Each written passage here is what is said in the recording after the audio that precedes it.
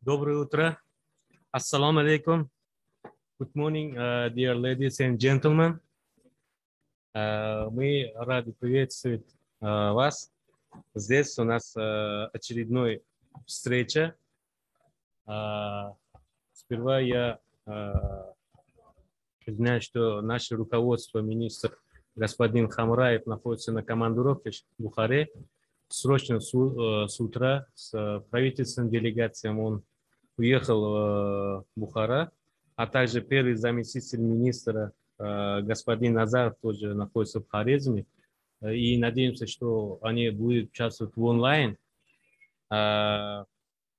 Я Камалов Бахтияр, являюсь заместителем министра водного хозяйства, а также директора Центра по реализации инвестиционных проектов с участием международной организации. И я очень рад, что сегодня мы встречаем, обсудим тему по развитию и управлению водными ресурсами. И я поблагодарю всех участников, а также представителей международных финансовых институтов, а также особенная благодарность госпожа Райхел Боеш, что организовала такую хорошую встречу для обсуждения по управлению водными ресурсами.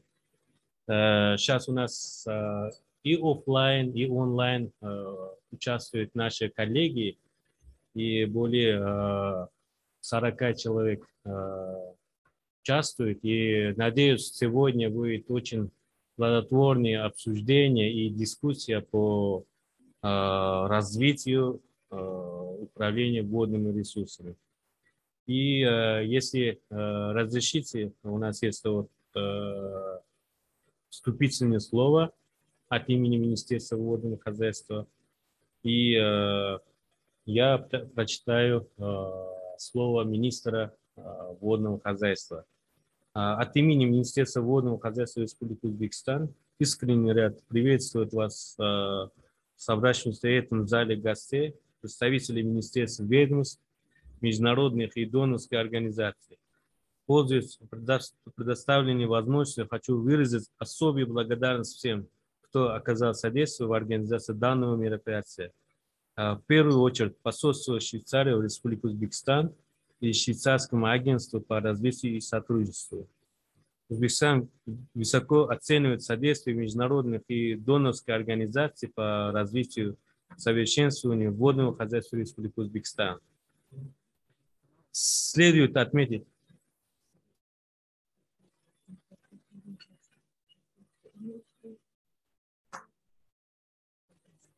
Can we have just half a minute? Otherwise, we need to. I understand all English translation doesn't work, right? It's a people. in this case,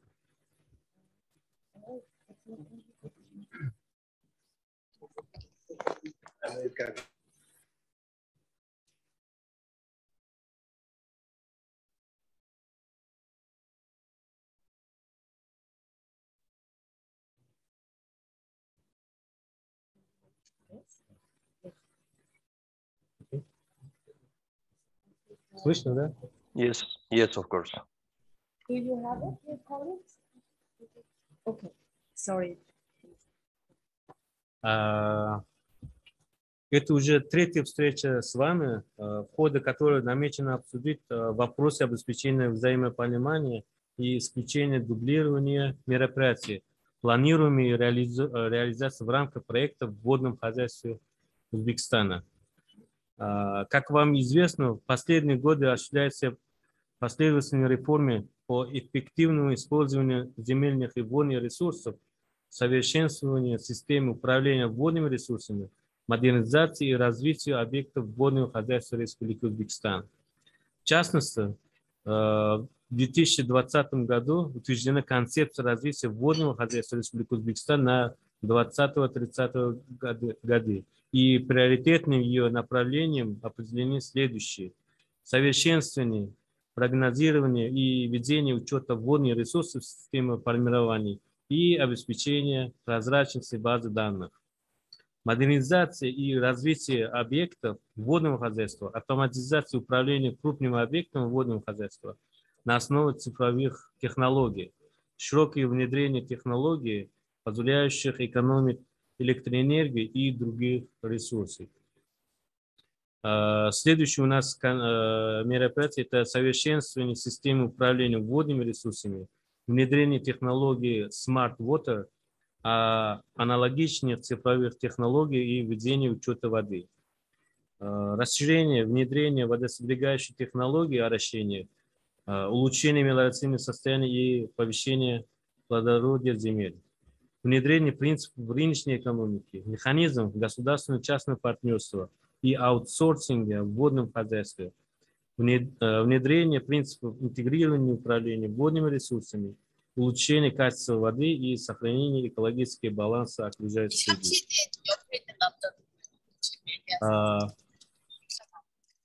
Уважаемые коллеги, в целях последовательной реализации задач и обеспечения достижения основных целевых показателей, определенных в концепции развития водного хозяйства Республики Узбекистан. Sorry, dear. Turn off your microphones. Online, please turn off your microphones. Thank you. Значит, в целях последовательной реализации задач и обеспечения достижения основных целевых показателей, определенных в концепции развития водного хозяйства Республики Узбекистан, 2021 года, 24 февраля,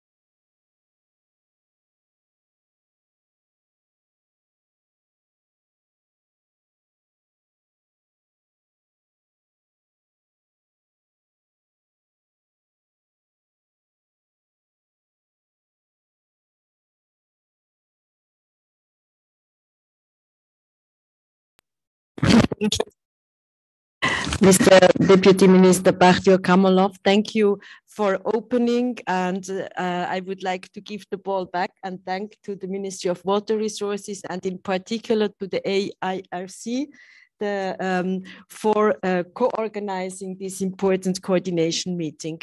You have mentioned, Deputy Minister, the important link to food. Today meeting shall really look, and we have already focused on that in the invitation, on the nexus, because of course everything goes together. The water for food, your responsibility and ours in the partnership through the many projects, including our National Water Resources Management Project, the irrigation and the agriculture. Therefore, I'm really happy that we have the Ministry of Agriculture also with us. And on the other hand, the water for life, as we call it, to put it in a nutshell, you all know the access to safe drinking water and to sanitation, and all combined, of course, with responses to the climate change and the importance of reacting to the climate change. So we do think, and we very much welcome the initiative by the government to systematize this kind of coordination meeting, development partners, government coordination meeting, and apologize already now. We are in a learning curve. We try to kind of, how can we say, to find the good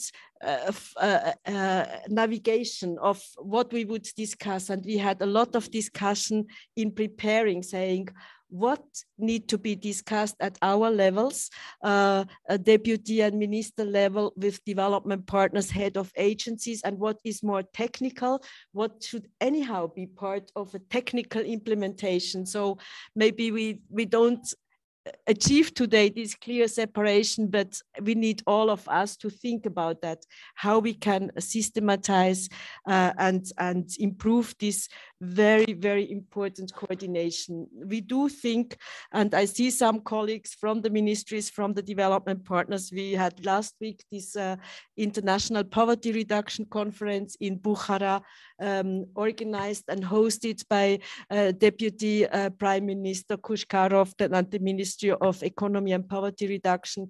And this again, we were all recalled how important it is to now join forces and to coordinate in this, if I may say so, accelerated complex dynamics of the food crisis, combined, of course, then with also energy questions, combined with the climate and combined with the economic impact.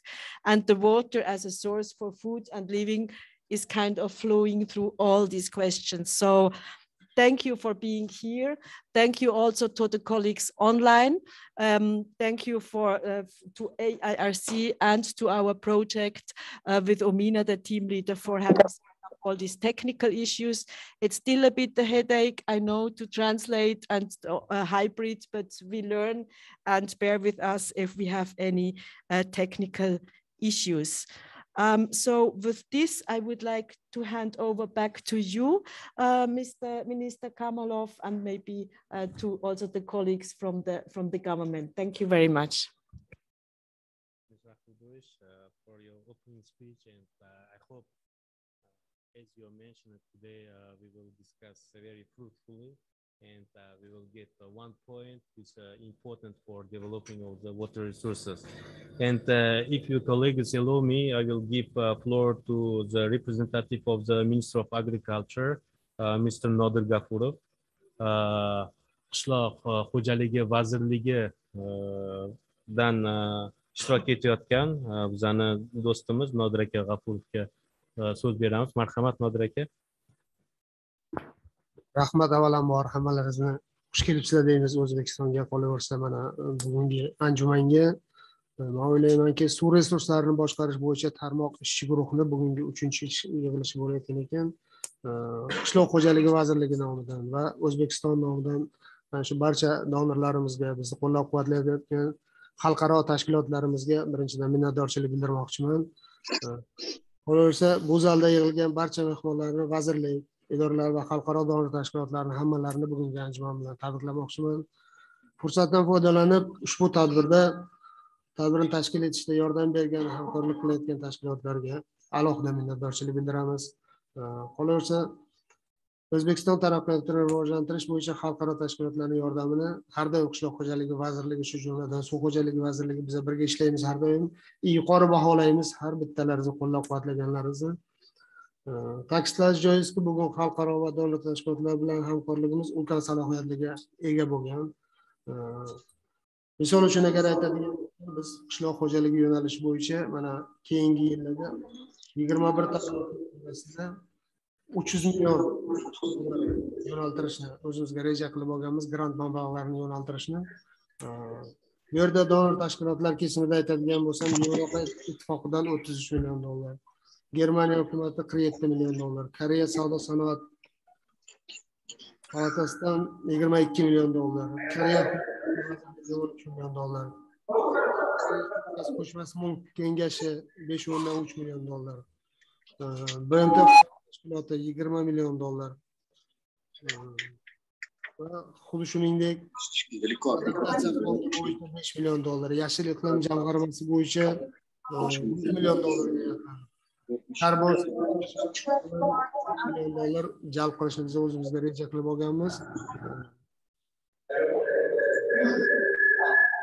ma'lumot uchun aytmoqchiman, bu iqlim o'zgarishiga moslashish 203 million dollarga 17 ta FAO bilan birgalikda bizning loyihalarimiz bor. Qurg'oqchilikka qarshi kurashish 24 million dollar, 2 ta loyiha, 30 million dollarga Orolbo'yi hududini rivojlantirish bo'yicha loyihalarimiz, 4 ta loyihamiz bor. Rossiya Federatsiyasi Transbank jamg'armasi bilan loyihalarimiz mavjud, 37 million dollarlik.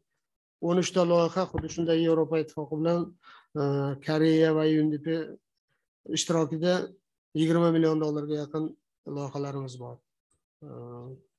Shuningdek, amalga oshirilayotgan islohotlarni qo'llab-quvvatlash uchun 22-yilda 87,2 million dollar grant va texnik ko'mak mablag'larini o'zlashtirish rejalashtirilgan. Bugungi kunda Qishloq xo'jaligi vazirligi barcha donor tashkilotlarimiz bilan birgalikda mana shu loyihalarni amalga oshirish bo'yicha ulkan ishlarni olib bormoqdamiz qishloq xo'jaligi yo'nalishida. Bu fursatdan foydalanib donorlarimizni hammasiga katta minnatdorchilik bildirmoqchiman. Bu anjumanni tashkil qilgan Rahim xonimga bugun o'zimizning minnatdorchiligimizni bildirmoqchimiz. Qolaversa, keyingi yillarga men o'ylaymanki, donorlarimiz bilan biz ulkan muvaffaqiyatlarga yetishamiz va birgalikda bahmjihat ancha ishlarni qishloq xo'jaligi yo'nalishida, shuningdek suv xo'jaligi yo'nalishi bo'yicha loyihalarni amalga oshiramiz degan umiddamiz. Hammalaringizni ko'rib turganimdan va mana bu anjumanga ishtirok etayotganimdan xursandman. Qishloq xo'jaligi vazirligi nomidan, vazirimiz nomidan, vazir o'rinbosari Maxsus nomidan, Ro'zmetov nomidan hammalaringizga tashakkur aytmoqchiman. Mana bugungi anjumanni tashkil qilganlaringiz uchun katta rahmat.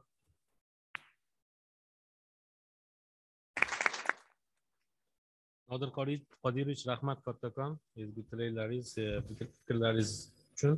Albatta, suv xo'jaligi vazirligi qishloq xo'jaligi bilan birgalikda hamkorlikda juda ulkan ishlarni amalga oshiryapti va doimo bu uzviy bog'liq bir-biriga bu ikkita soha. Albatta shu ikkita sohaga eng katta e'tibor berilsa, bu yurtda ravnaqiga va xalqimizning rivojlanishiga katta hissa qo'shiladi. Rahmat kattakon bildirgan fikrlaringiz uchun. Endi hurmatli hamkasblar, hurmatli xonimlar va janoblar, sizlarning ruxsatinglar bilan Uy-joy kommunal xizmat ko'rsatish vazirligidan Jamshidxo'ja Durxo'jayevga so'zni bersak, marhamat. Rahmat. Assalomu alaykum, hurmatli mehmonlar, hamkasblar, xorijiy hamkorlar, tadbir tashkilotchilari. Bugungi mana shunaqa yuqori saviyadagi tadbirni tashkil etganlaringiz uchun barchalaringizga o'z minnatdorchiligimizni bildiramiz. Endi bugungi kun keladigan bo'lsa, bugungi kunda respublikamizda qishloq xo'jaligida, sanoatda, aholi suv ta'minoti va boshqa sohalardagi kuzatilayotgan kuchli rivojlanish bosqichlarida ularni suv obyektlari va suv resurslariga bo'lgan talabi va ta'siri ham keskin o'zgarib, ortib bormoqda. Mazkur o'zgarishlarga moslashish sharoitida iqlim o'zgarishlarini ham hisobga olishi biza muhim masala deb hisoblaymiz. Shuningdek, bu borada mana shu suv xo'jaligi sohasida olib borilayotgan mana shu izchil islohotlarni ham yuqori baholaymiz. Bugungi kun mana shu bugungi kungi ishchi guruh yig'ilishini ham mana shu olib borilayotgan islohotlarni muhim bir bo'g'ini deb hisoblaymiz. Uy-joy kommunal xizmat ko'rsatish vazirligi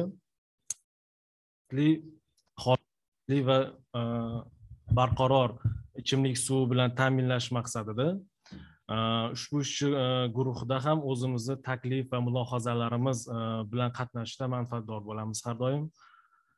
Bularni biz qaysi yo'nalishlarda ko'rishimiz mumkin?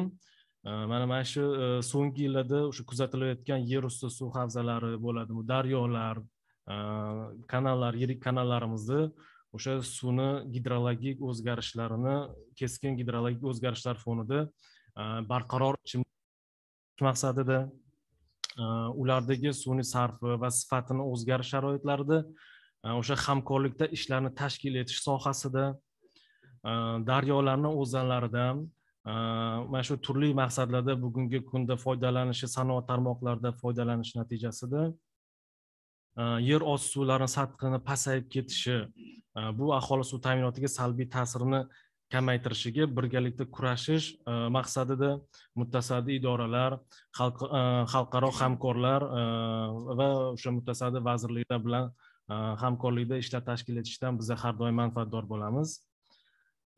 Yana o'rnida shuni aytib o'tmoqchi edim. Bugungi kunda Uy-joy kommunal xizmat ko'rsatish vazirligi tomonidan ham o'sha O'zbekiston Respublikasi ichimlik va oqova suv tizimini rivojlantirish bo'yicha 2035-yilgacha rivojlantirish konsepsiyasi bugungi kunda ishlab chiqilmoqda.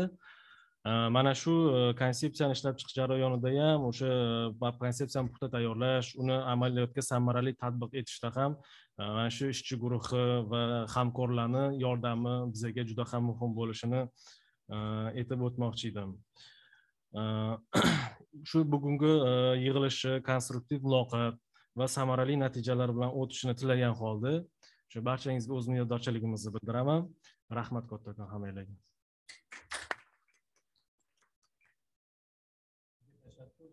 Xo'jayev bergan fikrlaringiz uchun va albatta donor tashkilotlarini shunaqa keng qamrovda biza jalb qilsak, shu sohani rivojlantirishga katta bir manfaat bo'ladi. Albatta o'z navbatida Suv xo'jaligi vazirligi bu suv resurslarini yagona boshqaruv tizimini boshqaruvchi tashkilot sifatida Uy-joy kommunal xizmat ko'rsatish vazirligi bilan birgalikda shu rivojlanish konsepsiyasini ishlab chiqishda biz ham kamarbasta bo'lamiz va sizlarga doim yordam beramiz. Rahmat.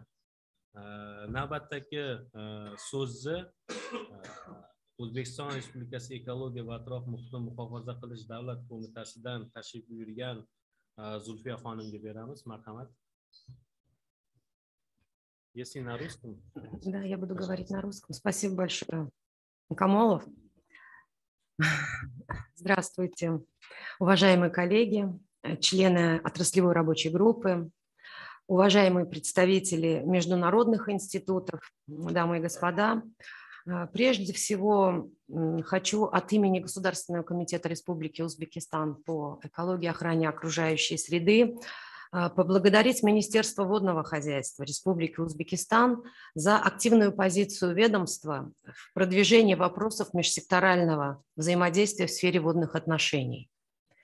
В приветственной речи заместителя министра водного хозяйства были озвучены основные направления деятельности,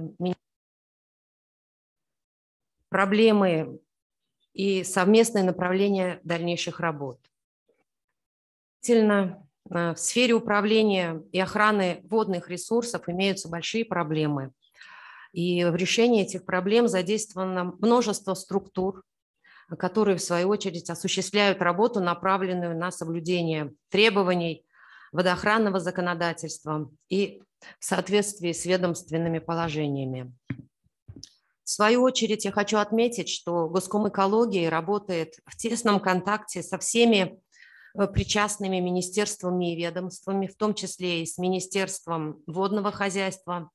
И на протяжении многих лет совместно решаются вопросы водоохранного направления, которые в последующем находят отражение как в нормативно-правовых документах, так и в соответствующих проектах. Здесь я хочу отметить совместную работу по сохранению уникальной нашей системы Айдар-Арнасайских озер. Приняты по этому вопросу правительственные решения, только в этом году было принято 2 постановления, требуют дальнейшего сотрудничества по ряду вопросов. Я перечислю те вопросы, которые мы должны, в принципе, совместно работать с Министерством водного хозяйства и с другими причастными ведомствами. К ним относятся это изучение международного опыта по сокращению отрицательного воздействия коллекторно-дренажных вод, которые сбрасываются в систему Айдар-Арнасайских озер, повышая их засоленность и ухудшая экологическую ситуацию этой территории. Осуществление подачи дополнительных объемов воды в эту систему. Также мы хотим сохранить эту систему на настоящем уровне, и поэтому нам необходимо все-таки решить этот вопрос подачи воды в систему озер. Чисто вопросы, связанные как с продовольственной безопасностью, с туризмом и так далее. Это повышение рыбопродуктивности системы озер. Это тоже одно из направлений совместной деятельности. Внедрение альтернативных источников энергии и другие. Эти все задачи, они возложены соответствующими постановлениями правительства, принятыми только в этом году. Создание научной базы по наблюдению за состоянием этой уникальной дренажной озерной системы. То есть мы должны знать, видеть настоящее положение, перспективу дальнейшего состояния этой нашей природной экологической системы. Уважаемые коллеги, еще одним направлением совместной деятельности можно отметить необходимость создания действенной системы поливов зеленых насаждений. Всем известна роль зеленых насаждений в создании благоприятных условий для проживания и в том числе как одна из адаптационных мер к условиям изменения климата. 30 декабря 2020 года было принято распоряжение президента Республики Узбекистан о мерах по ускорению работ по озеленению и дальнейшей эффективной организации охраны деревьев в республике. В соответствии с распоряжением в стране реализуется общенациональный проект «Зеленый край». В рамках утвержденной программы в весенний период текущего года было высажено порядка 130 миллионов деревьев и саженцев, в том числе на территории махалей это 25 миллионов, вдоль земельных участков фермерских хозяйств 42 миллиона, на социальных объектах 6,5, вдоль автомобильных дорог 4,6 миллиона и других объектах более 50 миллионов. Это мы можем наблюдать, это действительно, эта программа работает, это не просто бумажный какой-то вариант. Сейчас, если есть люди, которые ездят на мобильном, на транспорте вдоль наших дорог, то есть уже заметны вот эти вот результаты деятельности. Вот полгода прошло, как было принято это распоряжение, и есть уже определенные результаты. За этот же период было реконструировано порядка, более 8 тысяч километров лотковой и арычной сети. Очищено 748 километров лотков. Отремонтировано и приобретено, всего это маленькая сумма, цифра это 55 единиц спецтехники для полива. Пробурено дополнительно 238 скважин, отремонтировано и оснащено насосами 290 скважин. Кроме этого, проложено 175 километров труб для внедрения капельного орошения. В целом, на эти цели из средств местных бюджетов было выделено более 64 миллиардов сумм. Уважаемые коллеги, приведенные примеры говорят сами за себя. Здесь мы видим сферу нашей совместной деятельности. То есть это необходимо, возможно, создание более действенных, консультативных каких-то советов, организаций, которые бы научили предпринимателей более четко строить систему капельного орошения. Да, в системе Минводхоза есть очень хорошая платформа Тамчи. Но, к сожалению, не всегда люди пользуются этой платформой. Вот хотелось бы больше привлечь внимание к данному направлению. Теперь я уже сказала, что очень мало у нас единиц. Есть отдаленные территории, которые просто не имеют источников водоснабжения для полива тех насаждений. Мы бы хотели все-таки увеличить базу мобильной техники, специализированной мобильной техники для полива зеленых насаждений, где нет конкретных источников водоснабжения. В завершение я хочу сказать, что наша сегодняшняя встреча, я думаю, позволит повысить межсекторальное сотрудничество и эффективность выполнения намеченных, планируемых мероприятий. Спасибо большое.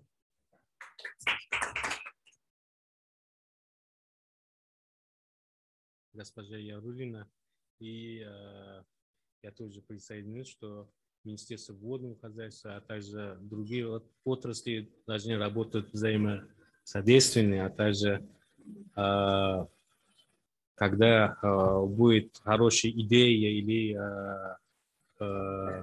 рекомендация, мы должны принимать. Также вы правильно упомянули, что было распоряжение президента Республики Узбекистан, и вот Министерство водного хозяйства тоже активно участвовали, и около вот 30 миллионов саженцев мы посадили в рамках этого программы.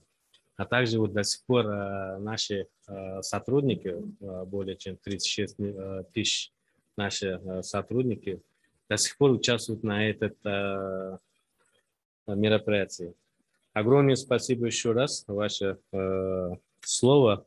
И, уважаемые коллеги, если разрешите, вот у нас есть директор информационно-аналитического центра при Министерстве водного хозяйства господин Qurbanov. Agar ruxsat bersanglar, suv xo'jaligi sohasidagi islohotlarni amalga oshirishni 22-23 yillardagi yutuqlari, ustuvorliklari, reja va muammolari sifatida bir taqdimot qilib bersalar, shundan keyin yana suhbatimizni davom ettiramiz. Marhamat. Rahmat. Assalomu alaykum, hurmatli hamkasblar.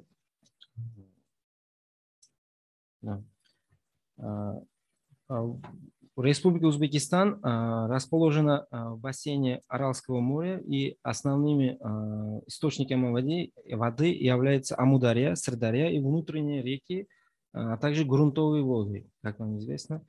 Среднегодовой лимит водозабора Узбекистана составляет 64 кубических километра, а последние годы из-за глобального изменения климата, а также проблем с трансграничным водопользованием, среднегодовой лимит водопотребления составляет 51-52 миллиарда кубометров в среднем, что является на 20% меньше относительного лимита. В среднем 90% водных ресурсов страны используются в сельском хозяйстве, а остальные в других секторах экономики. Результаты глобального изменения климата, площадь ледников в Центральной Азии за последние 50-60 лет сократилась примерно на 30%. Подсчитано, что объем ледников уменьшается на 50% при повышении температуры на 2 градуса, а на 78% при нагревании до 4 градусов Цельсия. По оценкам, к 50 году водные ресурсы на бассейне Сырдарьи сократятся на 5%, а в бассейне Амударьи до 15%. Анализы показывают, что изменение климата еще больше усугубит нехватку воды в Узбекистане, приведет к увеличению продолжительности и периодически засухи, а также создать серьезные трудности в удовлетворении потребностей экономики водных ресурсов. За последние 15 лет водоснабжение на душу населения сократилось 3000 кубометров до 1500 кубометров в Узбекистане.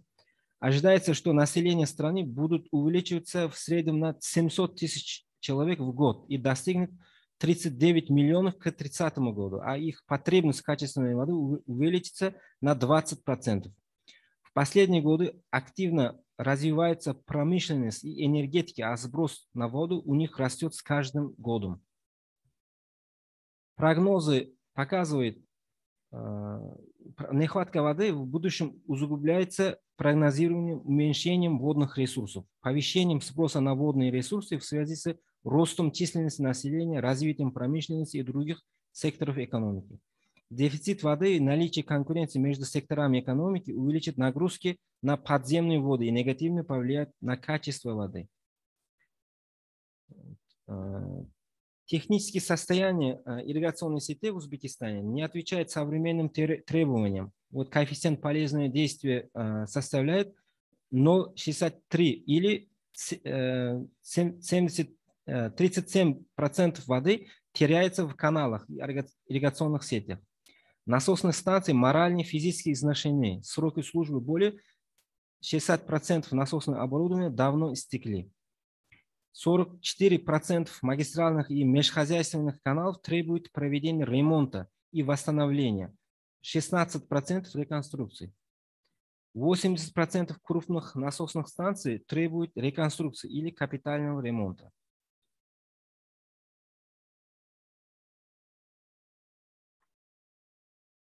Ответственность за водные ресурсы разделена между несколькими государственными органами. Низкий уровень оплаты труда приводит к текучести кадров, не позволяет привлечь квалифицированных специалистов. Материально-техническое обеспечение водохозяйственных организаций недостаточно. Слабая оснащенность современным оборудованием и техниками. Нет должных стимулов к внедрению энергосберегающих технологий, экономии расходов на содержание и модернизацию инфраструктуры.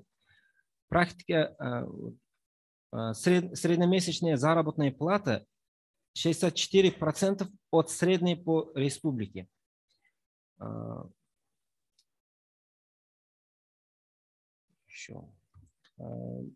На этом слайде вы можете увидеть текущую структуру Министерства водного хозяйства Республики Узбекистан. Теперь выполнение работы уже. Мы в 2021 году построено и реконструирован 350 километров каналов, 114 километров лотковых сетей, 16 километров водонапорных труб, а также построено и реконструировано 42 штук оросительных скважин. Также в рамках мелиоративных проектов построено 653 километров коллекторно-дренажных сетей. В 2022 году планируется строительство и реконструкция ирригационных сооружений. Запланирована реконструкция 476 километров каналов, 125 километров лотковых сетей, 12 километров напорных труб, а также строительство и реконструкция 71 штук на оросительных скважин. Также в рамках проектов мелиоративных проектов запланировано строительство и реконструкция 876 километров коллекторно-дренажных сетей.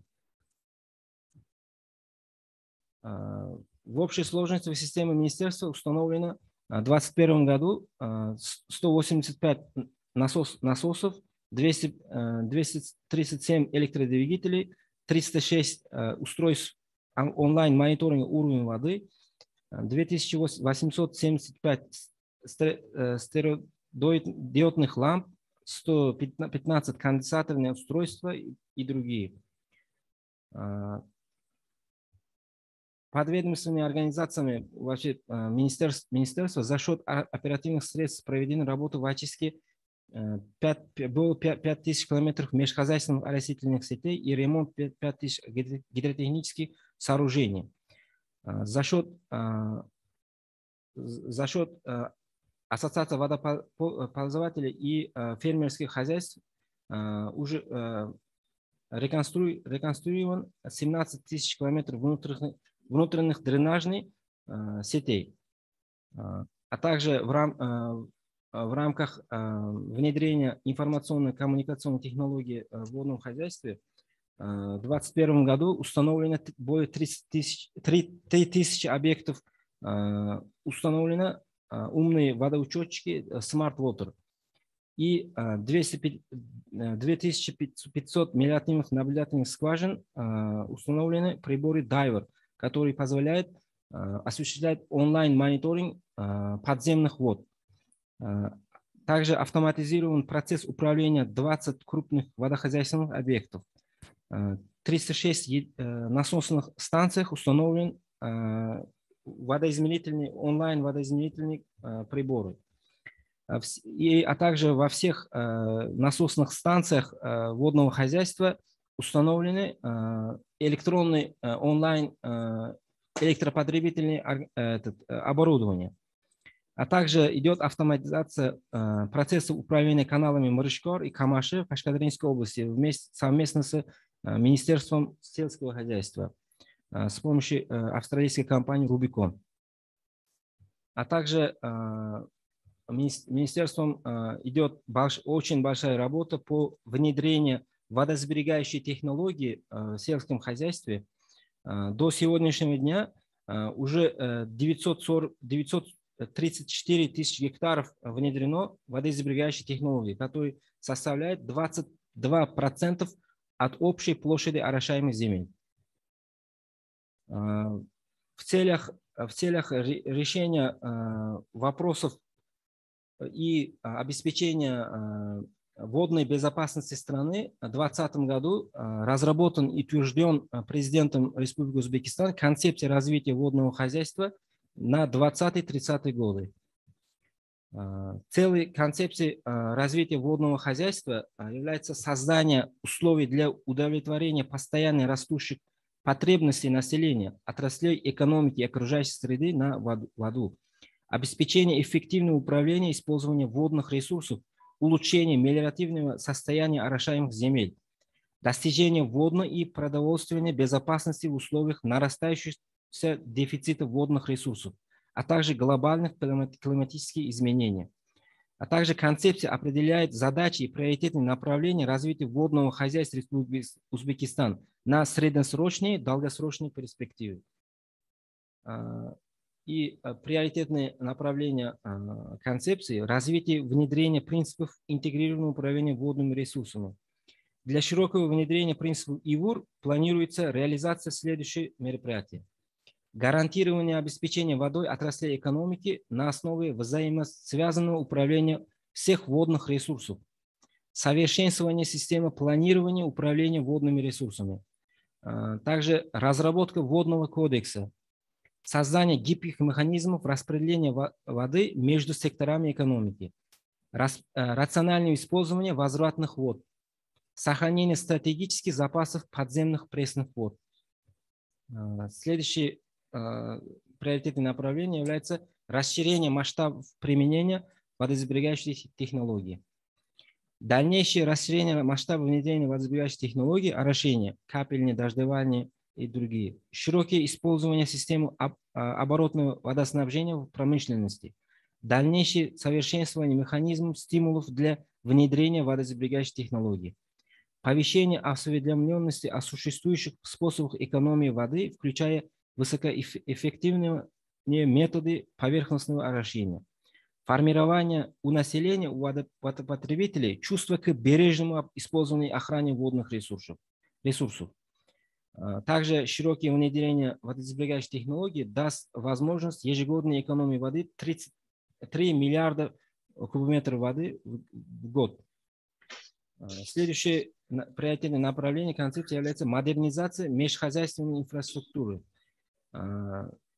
В рамках этой приоритетного направления учитывается модернизация и улучшение технического состояния межхозяйственной инфраструктуры, осуществление реконструкции, ремонта и модернизации магистральных, межобластных, межхозяйственных и внутрихозяйственных каналов, реконструкция и ремонт гидроузлов, сооружений, замена и восстановление гидромеханических и электрических частей, замена и восстановление гидромеханические, электрические части, а также контрольные изменительные аппараты водохранилища, привлечение инвестиций и модернизация гидротехнических сооружений.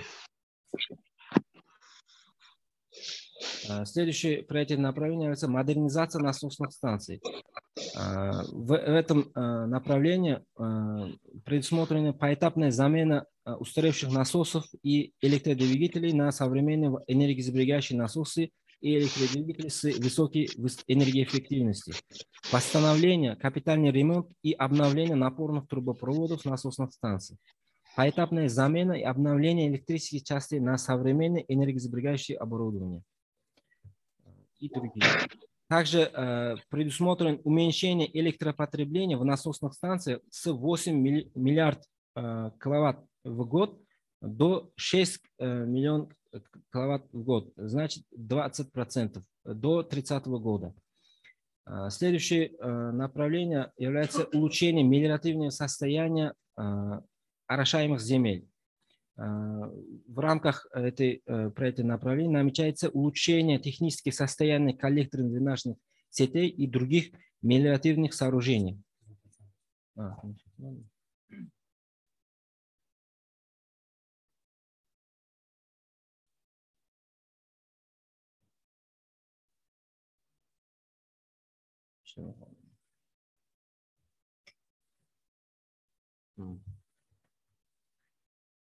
Укрепление материально-технической базы мелиоративных экспедиций, обеспечение их современным оборудованием и мобильными оперативными лабораториями, эффективная организация работ по снижению уровня засоленности и промывки орошаемых земель, выполнение научно-исследовательских работ.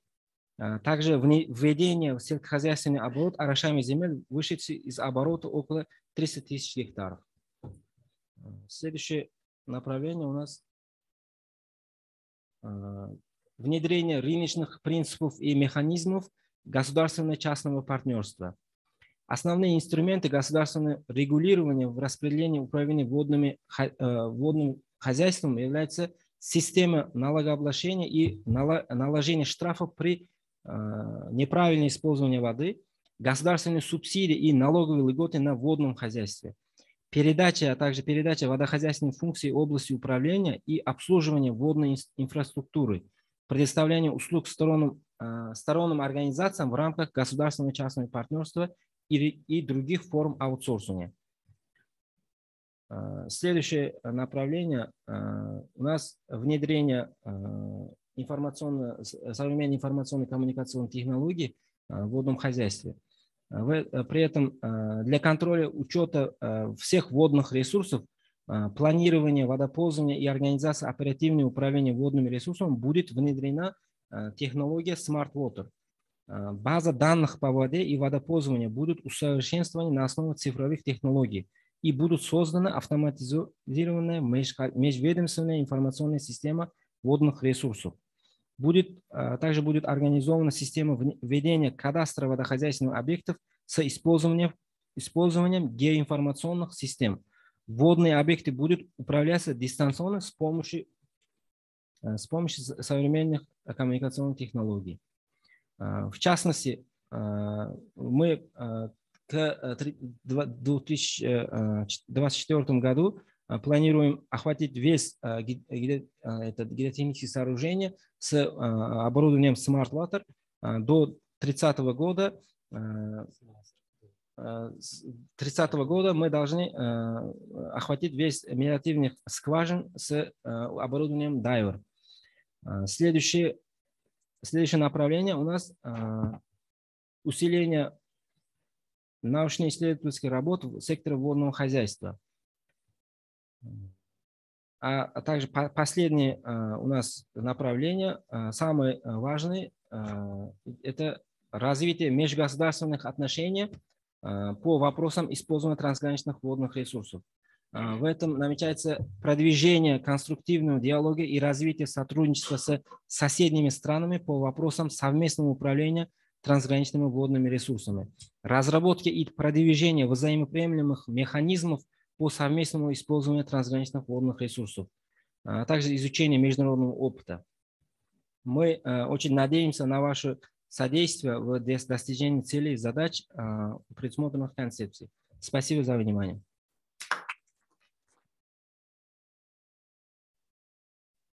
Спасибо, мадам, огромное для презентации. Boris, if you allow us, we will start questions and answers. If you have any suggestion, please, floor to you. Thank you. Thank you very much to Shamsuddin, the head of the Informal Analytical Resource Center. Very important presentation, and I think I heard from some colleagues that we expect a major update of where we stand with the reform.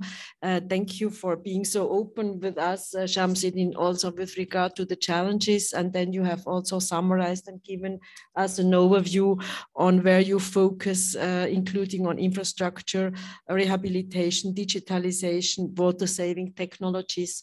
I do think it's even more important to sit today all together, because this water saving, this is really concerning us all. And as our colleague from the State Committee for Ecology and Environmental Protection emphasized, the water security, the food security, our health, our future all goes together. Matilda, head of UNDP, can I give you the floor? I know that you have then to leave, and then maybe we are a little bit late. So let's concentrate on a few questions, maybe also online, and then head to the next presentation. Just an outlook on the program. We have until 12 o'clock. I hope you don't mind if we a little bit prolong, because majority of development partners have also short presentation on key elements you're focusing on. So let's just keep it short and to the point. And thank you very much for this great presentation. Matilda, thank you.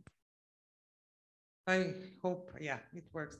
Assalamu alaikum. First of all, and many thanks for giving me the floor. I will be rather generic points I will make, but my colleague Bahadur during the presentation later will share exact UNDP's plans. Now, of course, the water is so critical for from many aspects. Not only that we see such alarming reports lately, we read about the depletion of this critical resource, but the world is entering potentially into a world food crisis, where the water will have definitely its impact. So therefore, I think focusing, of course, on it and trying to organize a good coordination around the topic is extremely important.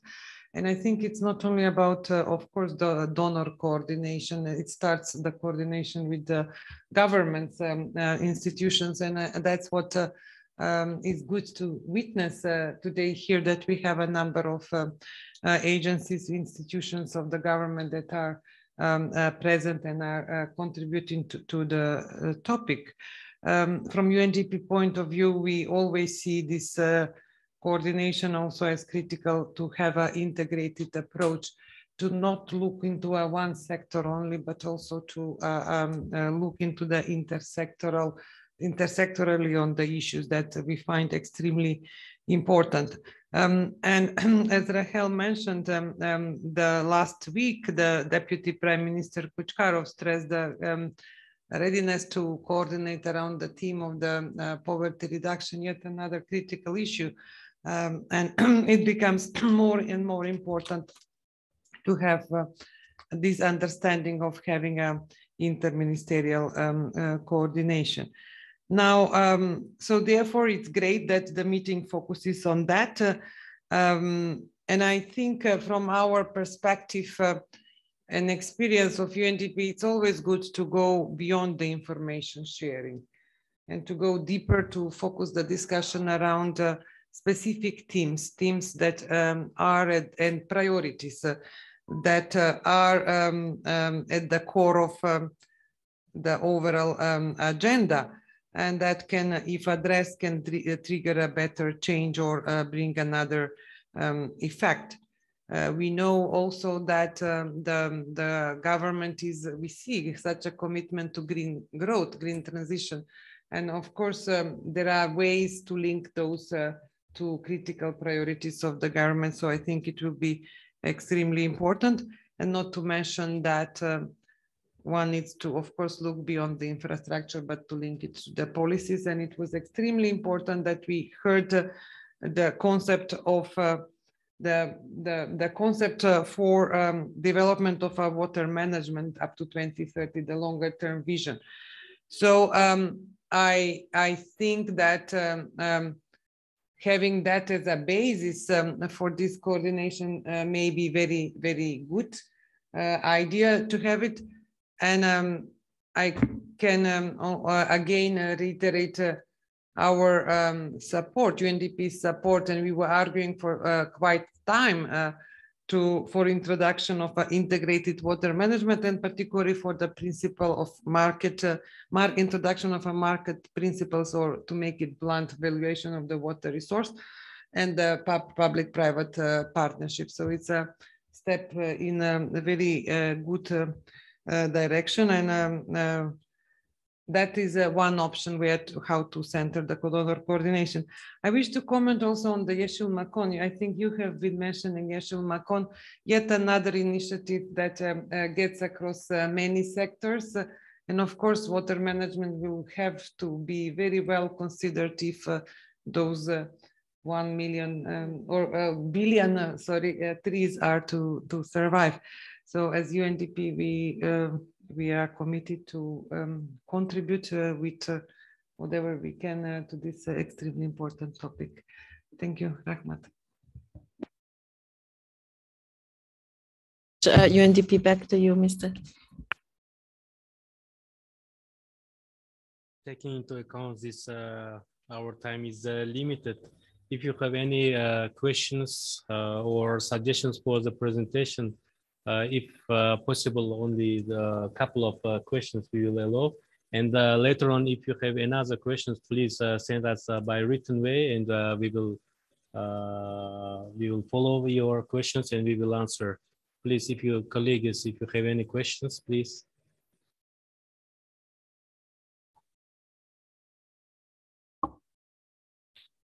In this case, we will continue our presentation, and later on we have again questions and answers and discussion in the end of this today's meeting. If Ms. Rachel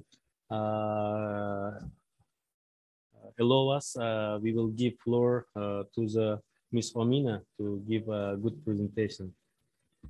Thank you. A short introduction. Thank you very much, Deputy Minister Kamalov, to the presentation. Why did we foresee this presentation? We heard throughout the year that this kind of overview on the data management, and that again you mentioned it, Deputy Minister, the harmonization of the data management, and so we thought that's quite some important.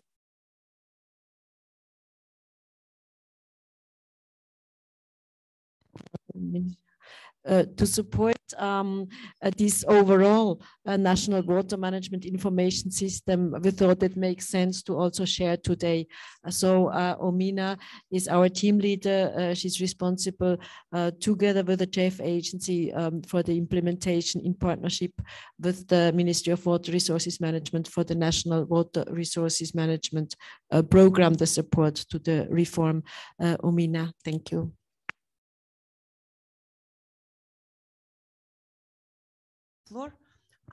Assalomu alaykum anjuman qatnashchilari, katta rahmat kelganinglarga va bizni eshitganinglarga. Ruxsatinglar bilan men hozir ingliz tiliga o'taman, donorlar tushunishi uchun. Katta rahmat. And good morning, dear ladies and gentlemen, and thanks a lot for giving me a floor. This is an update on Water Information System Thematic Working Group, which was maintained to coordinate assistance of donors in digitalization of the water sector.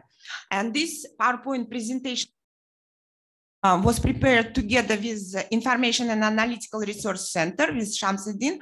I saw a lot of interesting facts in his presentation, and together with our team of international and national ICT experts, which joined our meeting online, and we'll be happy to answer your questions afterwards.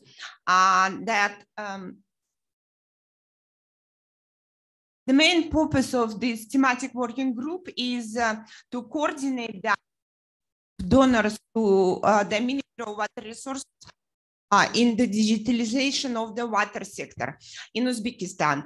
And although establishment of this working thematic group was proposed last year during the previous meeting, the assistance to the Ministry of Water Resources has been maintained since 2016, as Rahel mentioned, within the framework National Water Resources Management Project funded by SDC, and included all the, you can see that we did it with all the donors up to 2020, in 2021, and now.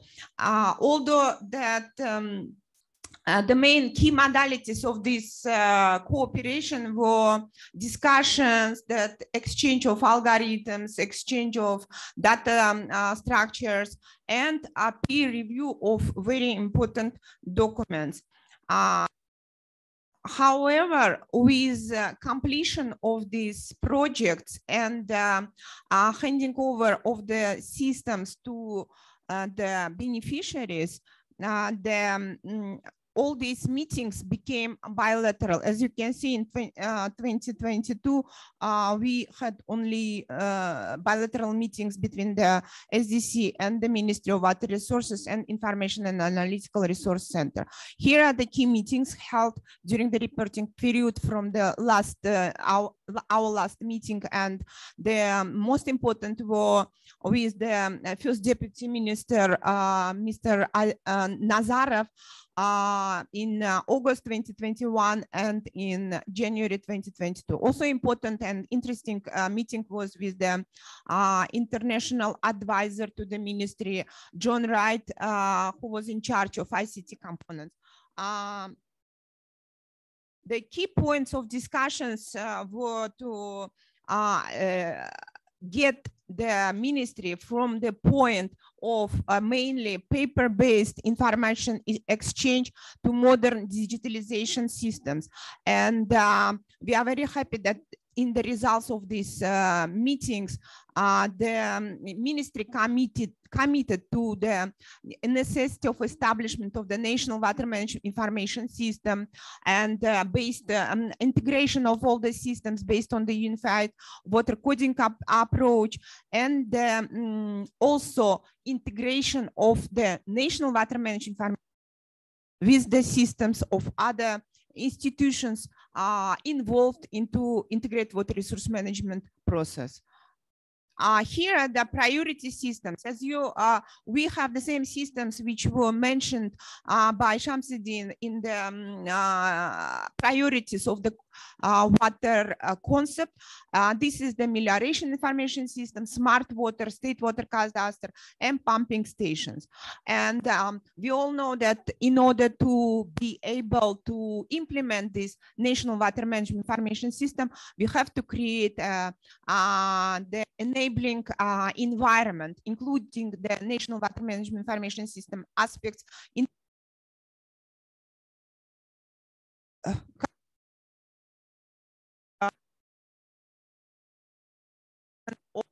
owners.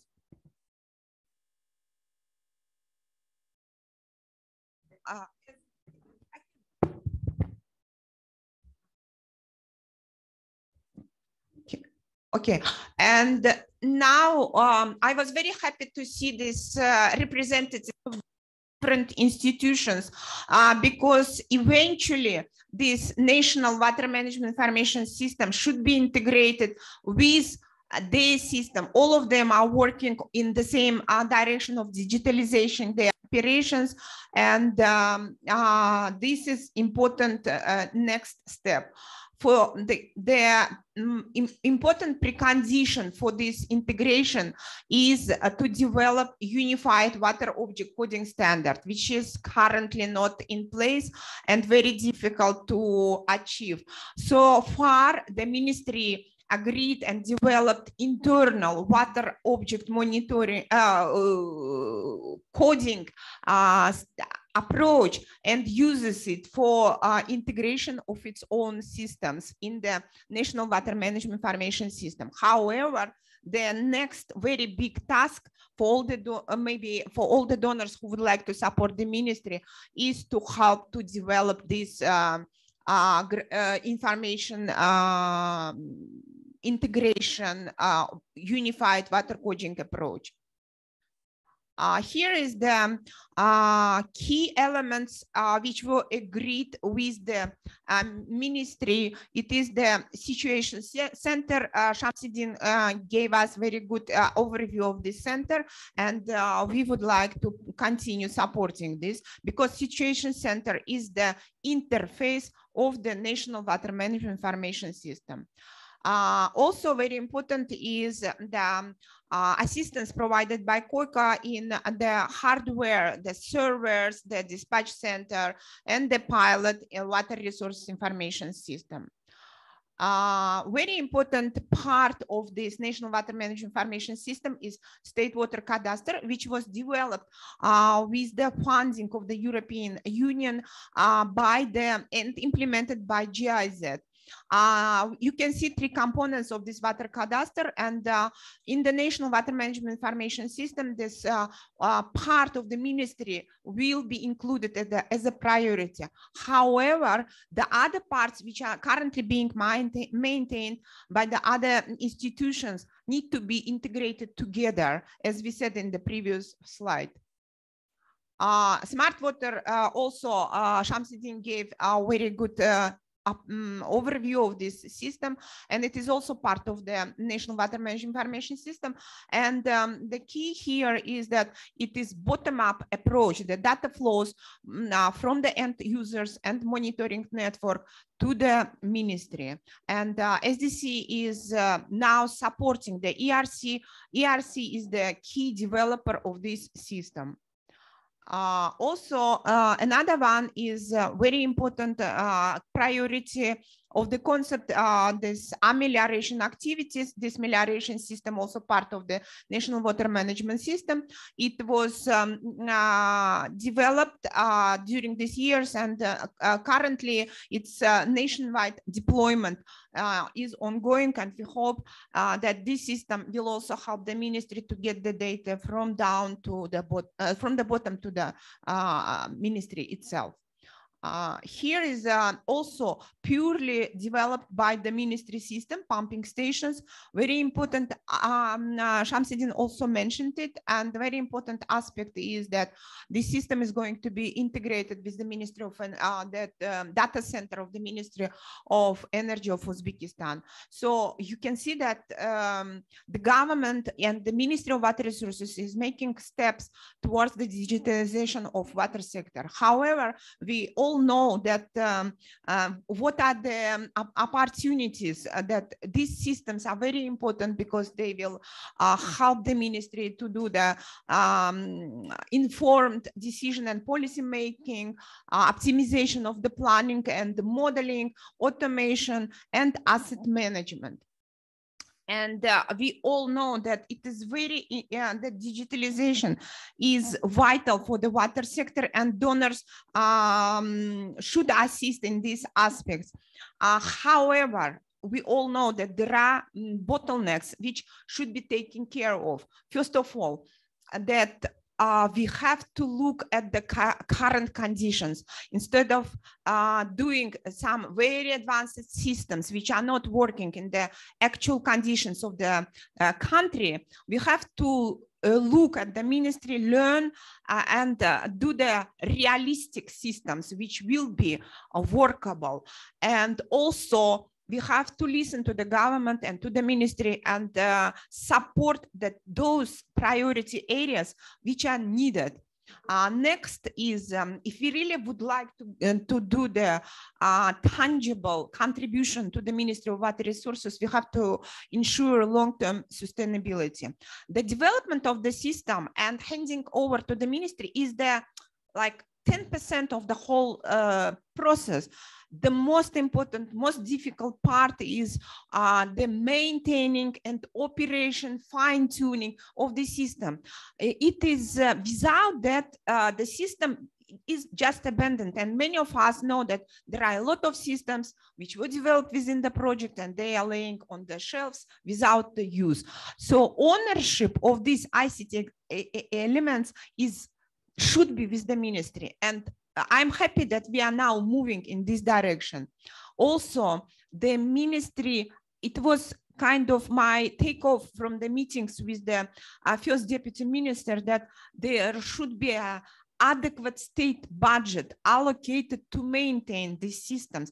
Otherwise, it is not realistic to expect the systems will work properly. And finally, local capacities should be built, both that in-house within the ministry and also for the outsourcing of these ICT activities outside. And I could give very good example of the GIZ, which implemented this water cadastre through the local company, which is still working. And we hired the same company for the development of the melioration information system. And we hope that this company will remain to help the ministry to maintain these systems afterwards when projects are closed and the ministry is remains face to face alone with this fancy system which it doesn't know how to run. And very important final point is that the enabling environment, the framework should be established. Without this environment, it is impossible to expect. For example, within the ministry, we still can, okay, they did this internal water conducting standard and they are trying to put together, integrate all the systems. But between the institutions, all this, especially, for example, the Ministry of Agriculture, they are doing quite big steps towards the digitalization. The other ministries and the Ministry of Natural Resources and the Environment, then here, we need a special legislation, special network, and water data exchange policies. So I'm very happy that donors are assisting the ministry in the development of the water code, and all these elements we hope will be included. These are the people who are working on the water code development, and I hope they will remain in the water code to support these digitalization priorities of the ministry and all the whole the country. Thank you very much for your attention. And if you have any questions, our team and Shamsidin himself, could answer those questions. And here the Mila Shulman, the ICT professor from Czech Republic, and Murat Ganiyev, the PhD in ICT systems, they will be happy to answer your specific technical questions if needed. Thank you.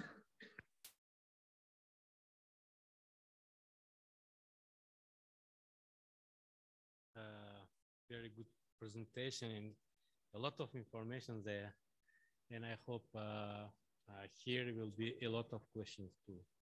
And here I see more than 20 participants online participating, and there are some questions.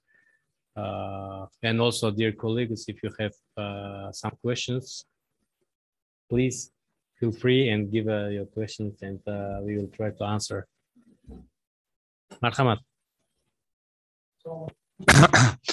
Good day. My name is Kahraman Jumabayev. I work for International Water Management Institute, Regional Representative Office for Central Asia. Thank you, Amin Islama, for interesting presentation regarding National Water Information System. I think it's just very important for decision making in order to improve water resource management in not only agriculture but other sectors of economy. But I do not have a question, but I think I have one suggestion is that, EME is a science and evidence-based, center, which provides science and evidence-based solutions in the region, and also developed several tools which are widely used by different stakeholders in Uzbekistan. You mentioned about dashboard on melioration structure, irrigation structure. EME within the framework of GIZ project and USAID project, we have developed geodatabase for Kashkadaria, and now under GIZ EcoAral project, we have almost completed geodatabase for Karakalpakstan and Khwarezm region, which comprise of digital data, including irrigation infrastructure, agroecological zones, and also pump stations, irrigation canals, and all irrigated infrastructure. I think this could be also easily integrated to this National Water Information System. We can share it because EME is a non-commercial organization, non-governmental, so it's openly accessible, and we have already shared with our national partners in the places with basin irrigation system authorities and also with the Ministry of Water Resources. They are using those technology. And you have also mentioned about asset management. Unfortunately, in many places in Uzbekistan, people are still using Excel, in order to inventory of irrigation assets. And EUME has also developed a strategic asset management program, which is also open access. And we have organized several trainings in Uzbekistan, including in Tashkent Institute of Irrigation. And even master students, they are using this strategic asset management tool for different regions of Uzbekistan, for Khwarezm, for Kashkadarya. So it's easily and open access. So you can integrate, all these irrigation assets to this system, and it is very helpful while preparing O&M plan and also, strategic asset management planners in the future. And today also Rahel mentioned that, water business is not only business of Ministry of Water Resources, it's a business of Ministry of Agriculture, Ministry of Energy, and other sectors of economy. And I am sure that, yesterday, last week actually, in Poverty Reduction Forum, Jamshid Kochkarov, Deputy Prime Minister, also mentioned that, water is not only SDG 6, it relates to all sustainable development goals, because water provides nutrition here in the region. Water provides jobs in rural places and also water provides, energy access in rural areas and etc. So without water, we cannot, imagine life in Central Asia, considering drylands of our region. And EUME has also recently launched a new global program, which is called Nexus Gains Initiative. It's getting multiple benefits from the use of water, energy, food, ecosystem, forestry, and RLC is one of the pilot area in this project. So, and most of these people who is attending today in this meeting, they have attended in our launching process of this big program. And within this program, we are also testing program called Python-based water resource management. It's actually Nexus model.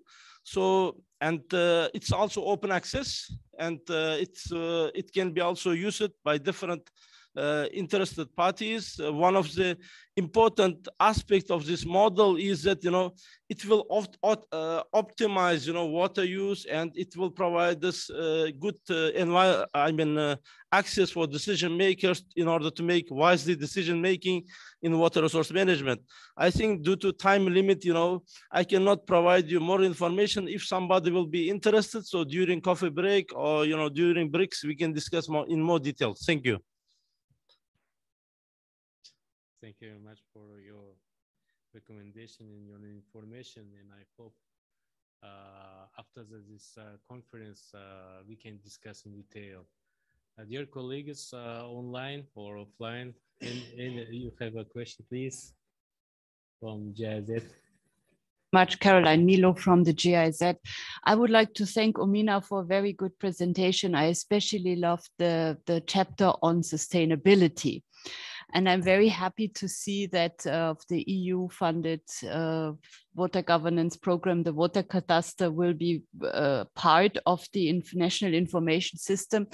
And I would like to take the opportunity to ask for two things. First of all, I think this group would benefit if we also invite the State Committee for Geology, because they are part, or they didn't come.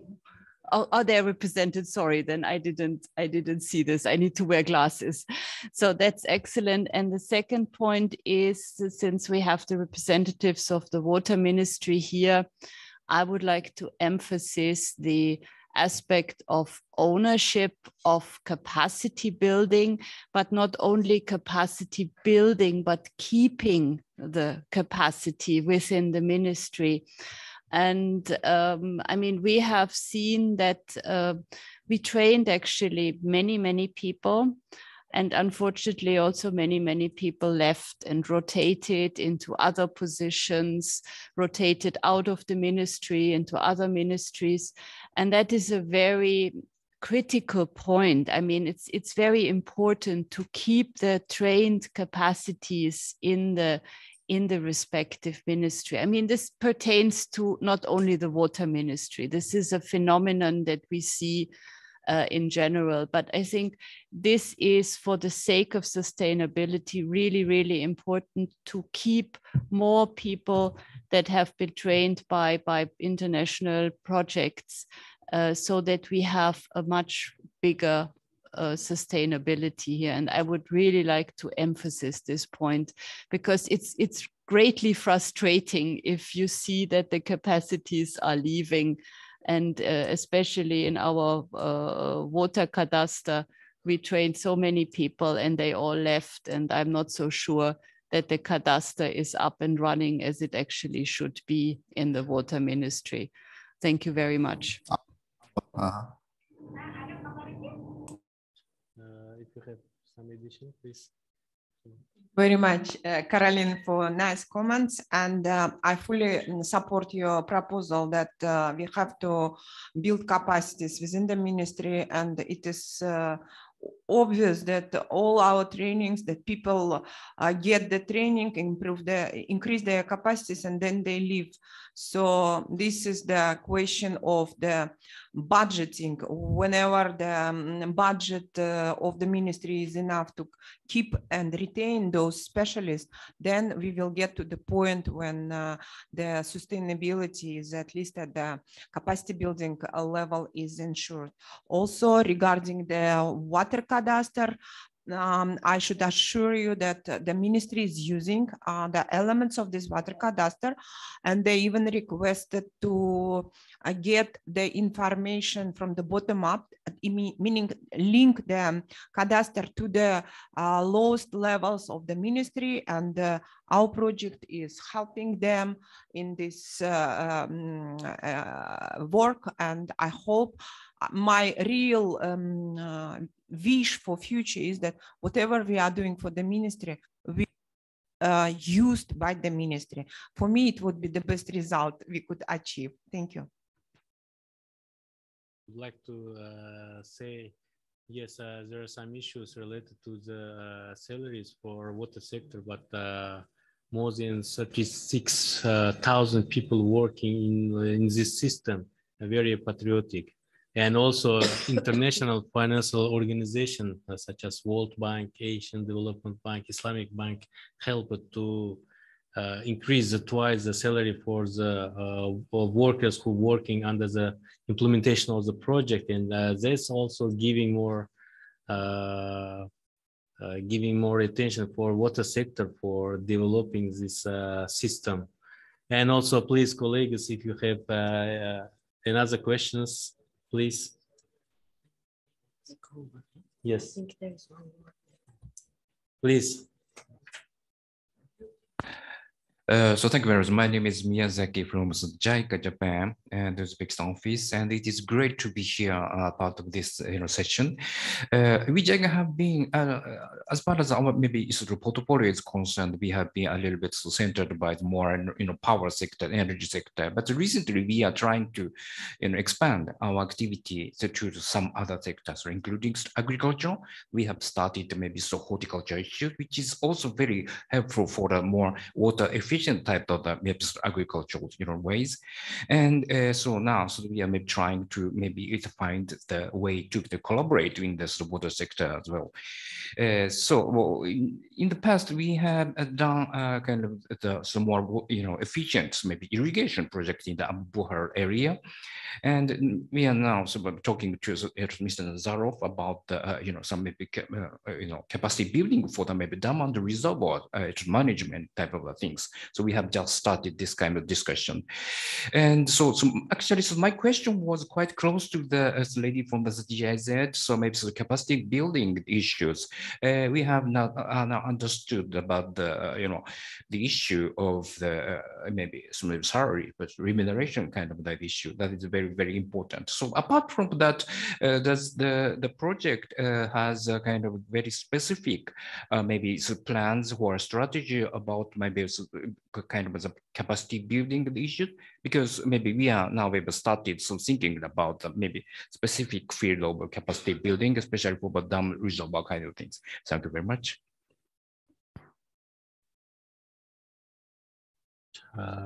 Much for your comment. We are also investing a lot of money for the capacity building, and our priority areas are those where SDC makes a difference. It means that in ICT, we are trying to build capacities of the ICT teams of the ministry and the Information and Analytical Resource Center, and also in water saving technologies, and we would be happy to cooperate with you and discuss these issues separately if needed. Thank you. Please, Mr. Azad. My name is Azad Abdulhamid. I am the lead water resources specialist based here in Tashkent, looking after irrigation and water management projects in Central Asia. Omina, thank you very much for a very interesting presentation. Clearly, the water information system, without water information system, whatever investments are done in modernization of the water sector, without a unified water information system, I don't think that the government will be able to achieve its objectives. So this is absolutely fundamental for moving forward, for transforming the water sectors.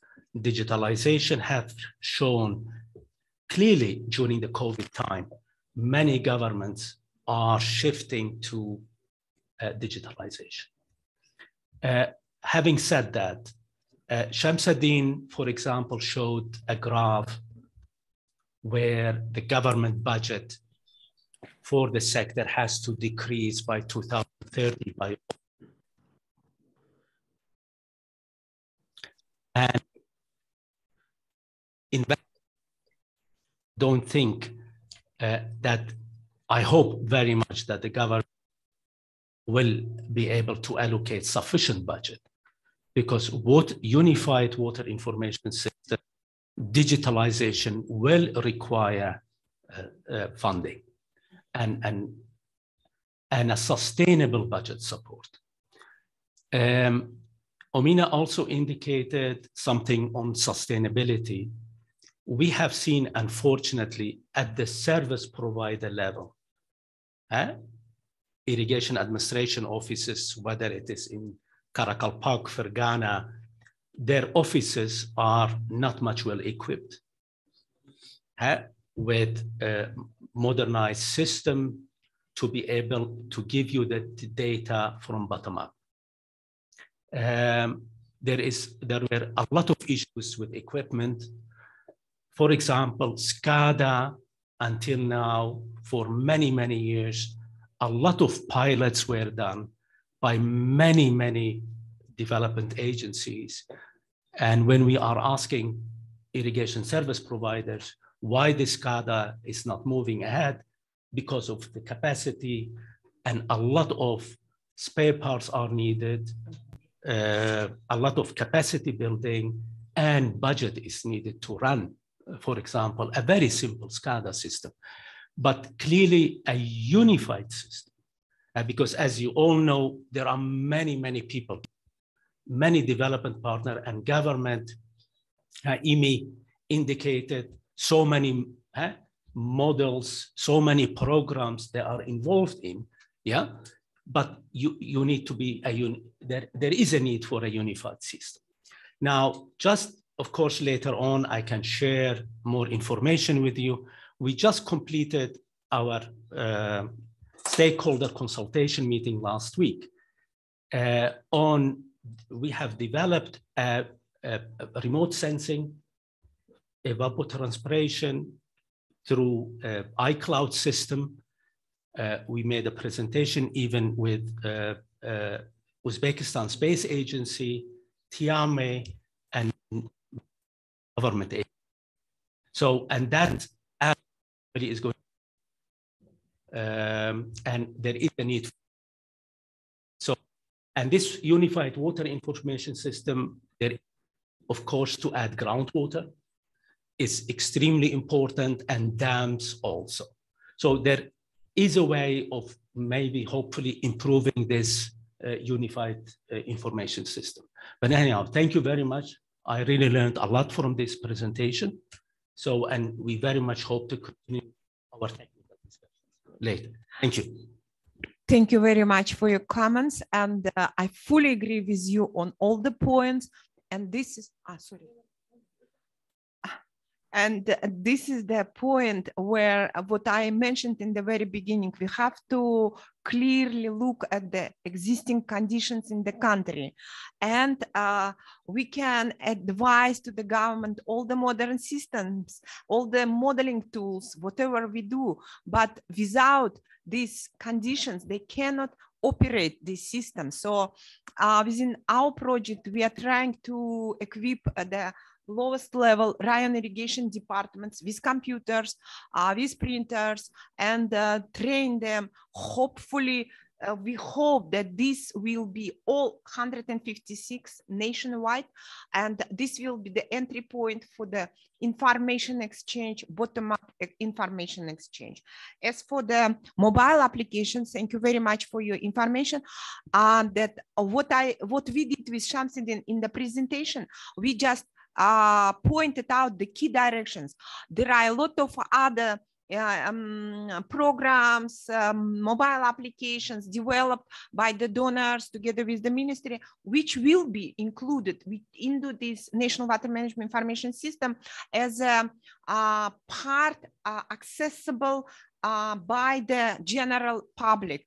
For example, Yarulina mentioned the Tomchi mobile application, which was developed within the framework of our project. It is also very important to, we will integrate UMAP application, and we will definitely integrate all those proposals which were Kahraman, IVMI.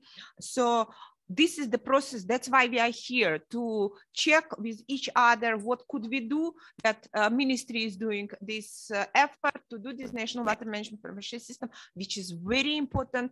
And we have to be realistic. Thank you. Thank you very much. Ms. Machel, if you have additional. For the good discussion. I'm also here a bit to keep the time, and we have quite some key development partners that have also prepared an input.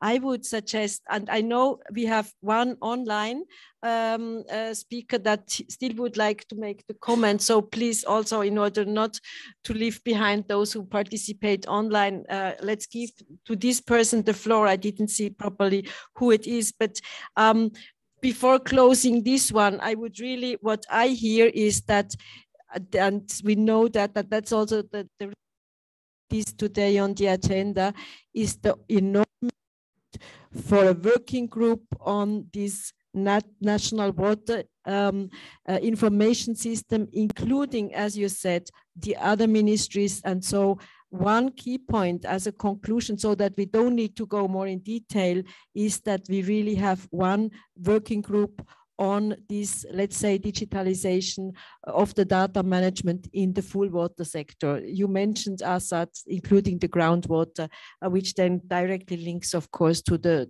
Water for Life. So this is really, I think, with this, we should close maybe this discussion because it goes then too technical, and we have only left 20 minutes. So with your permission, if you can have until 12:15 would be great, so that we can then continue. And after the colleague online, I would like to give the floor to Vincent, the head of the Agence France de Coopération. But first we have Wayu, is that? Yes.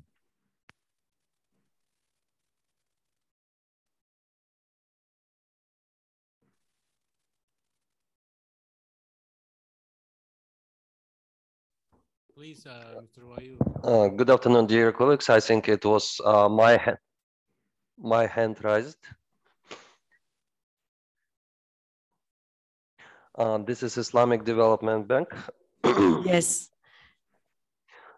My name is Danyar Agbasov. I'm working as a project management specialist,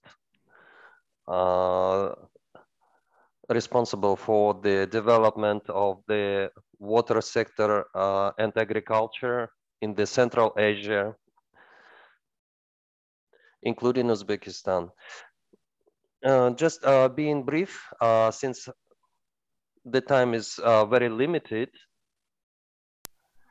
it would be really good. The question which was arised by development of new resources, new human resources, which will be working in the future in the water sector and agriculture, it's very important now in Uzbekistan. Since we know that there is a rotation in our water resource institutions. Just recently, we had been on the mission last week, and we had a discussion with USU Taminot, which is a partner in Uzbekistan for sewage and drinking water projects. And it's really a good idea that in the future, we can organize a program, study program, which can be developing university students and university graduates connection between them and our water authorities and our water supply and organization. I mean, in means of agriculture, in means of water resource, in means of the sewage and drainage system. And of course, a lot depends on the salary of the rates. Well, thank you very much. It's just a brief comment from my side. Will not take a lot of time. Thank you. Much to the colleague from the Islamic Development Bank for this important information. And with this, I'd like to hand over to you, Vincent, for the input on Agence France Développement. Can I all, we have all to shorten a bit our inputs in the time, in the interest of the time, but please, floor is yours, Vincent. Okay, many thanks, Raël. May I have the, I have 2 slides. I don't know if you can introduce myself, Vincent Copin. I am the head of the French Development Agency office in Tashkent. So water and sanitation issues are for the French Development Agency operation or provide Euro finance year. I think.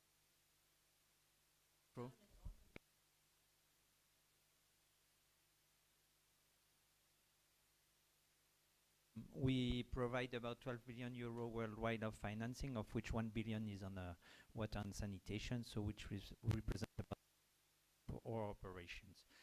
So in Uzbekistan, we are rather new in the area, and we have 2 projects going on. In fact, one is in preparation, and it relates to infrastructure for drinking water in Kashkadarya, Tashkent, and Fergana region. The studies are almost completed, and we hope to be able to sign in 2022. And we have an ongoing project on sanitation for secondary cities in Navoy and Kashkadarya. Back to this in just a few seconds. I would like as well to mention that we have a request from the Ministry of Water Resources to finance rehabilitation of canals in Karakkal, Pakistan, and that we are looking at it with our colleagues from the European Investment Bank. So we very much welcome this meeting today, and we are really ready to participate to coordination efforts. And just to put on the table 3 issues that are for us of interest. The first one relates to water and resource management and quality issues. The relates to development of new sanitation services, including, for instance, the use of treated wastewater in irrigation. And the third one is operation and maintenance sustainability. So just 2 words about the current and the ongoing project on sanitation system. So this, in fact, relates to 3 cities, one in Navoi Karmana and 2 in Kashkadaria, Kitob and Shari Sabs. And the objective is to construct, rehabilitate, and extend a centralized sanitation system in these cities, and taking into account integrated water resource management adapted to climate change. It is a 105 million euro financing from the French Development Agency and a 9 million euro grants coming from the European Union budget, and this allows us to put a significant dimension on capacity building components thanks to these grant resources from the EU. So I will stop there, and I obviously remain available for any question you could have, but I just want to leave room to my colleagues. Thank you.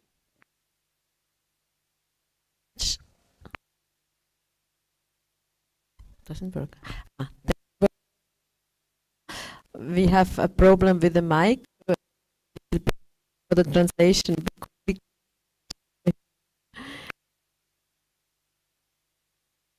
Not the translators. So, thank you. Thank you very much, Vincent. Can I give the floor to Enrico from ADB, Deputy Director of ADB, for your input on the key priorities of ADB and also the outlook. I think there is also a presentation ready on the screen. Can we have the presentation of ADB? Thank you very much.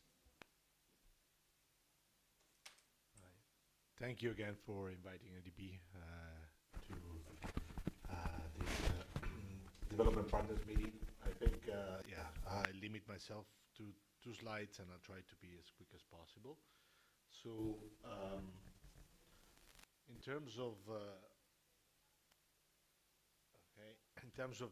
current intervention, I guess it's important to stress, of course, our cooperations on the National Water Strategy and the Water Code. I understand from the teams that consultation has been completed. We have provided TA for this work, and we look forward to continuing partnering with the SDC and the other development partners. In terms of ongoing project, we do have the Amu Bukhara Irrigation System Rehabilitation Project. As you might be familiar with it, it's really to construct 1 new pump station and modernize it for existing pump stations. Of course, the goal is also to increase the conveyance efficiency in the Amu Bukhara Main Canal, and that operation is accompanied by a capacity building of water management organization and farmers for better climate change adaptation. The new project that we are currently preparing, it's called Climate Adaptive Water Resource Management Project.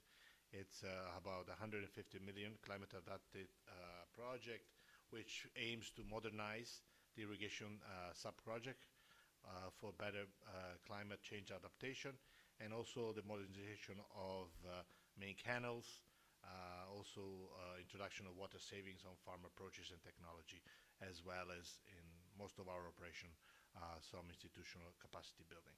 The approval of this project is scheduled for this year, and it should be forthcoming. In terms of future plans,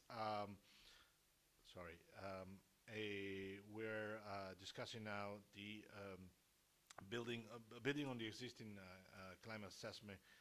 We would like to consider the entire Amu Darya River basin in Uzbekistan. This is to do what? To identify investment areas and directly targeting the reduction of climate vulnerability and to build up resilience. This will be accompanied by a consultative adaptation planning, and of course it will incorporate, this exercise will incorporate the climate investment related priority, which as you're all familiar with at this point, I believe.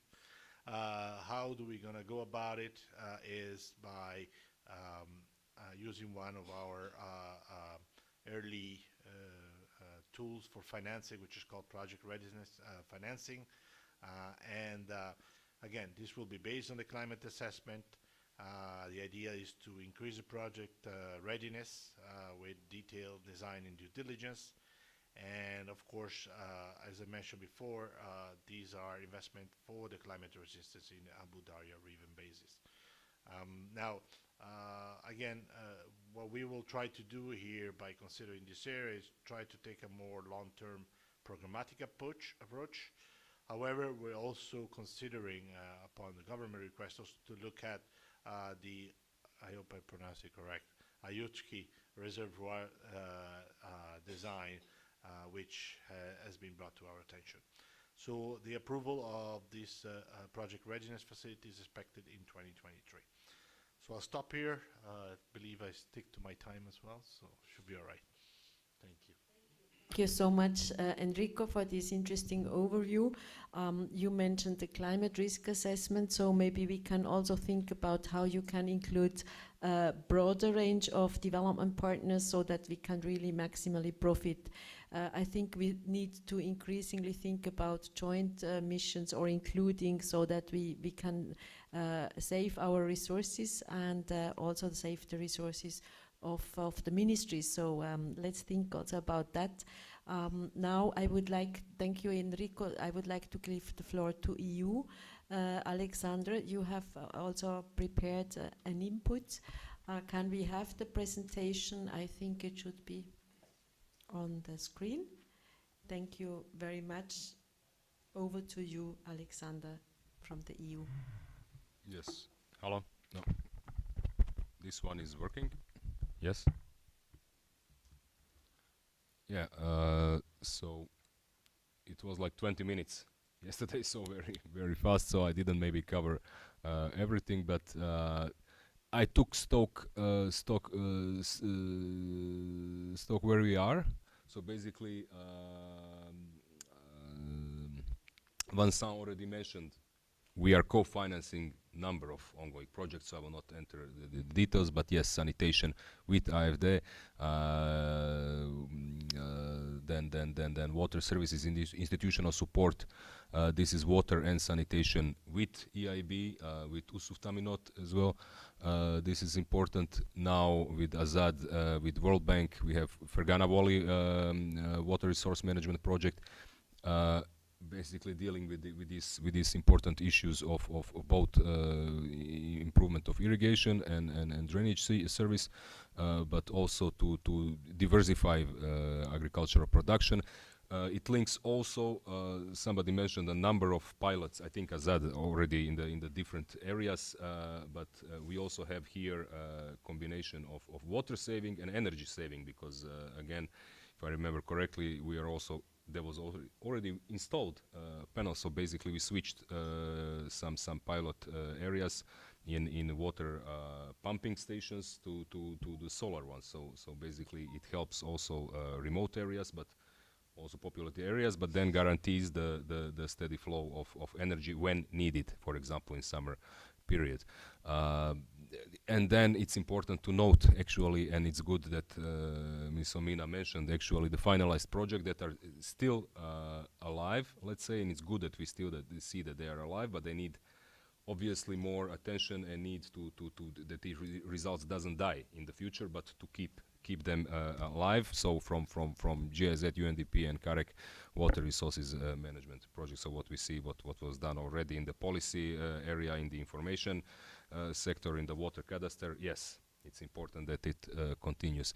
More important, aside of number of ongoing stuff and investments that we co-finance on important areas here in the water sector, is the regional approach that we have, and number of projects that you are already aware that are run either jointly with as a trust funds with World Bank, with other partners, or individually by European projects contracts like VCOP, CAVEP, and they are also Water Initiative, National Policy Dialogues in Central Asia, and they are still ongoing, but it's a good thing to note that, for example, for future, I just put something that is maybe strange for everybody, but we who are working in this, it's called Team Europe Initiative. Is not one fund, something, but under EU umbrella, basically you have some already on the level of these initiatives coordinated somehow scope of activities, or to see already in the programming phase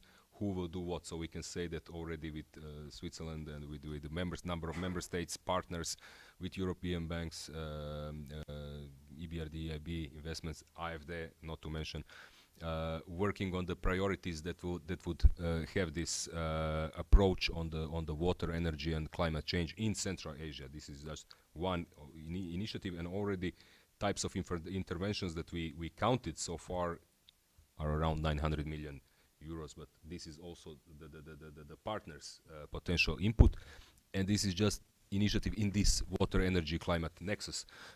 Food, not to mention, the nexus is broadening, but it's important. They're all relevant together. What Vincent mentioned also, there are some projects that are planned further in Uzbekistan, like Karapakistan, RLC region. We see the need that was communicated to AFD, to EIB, to start to think about the rehabilitation of degraded land.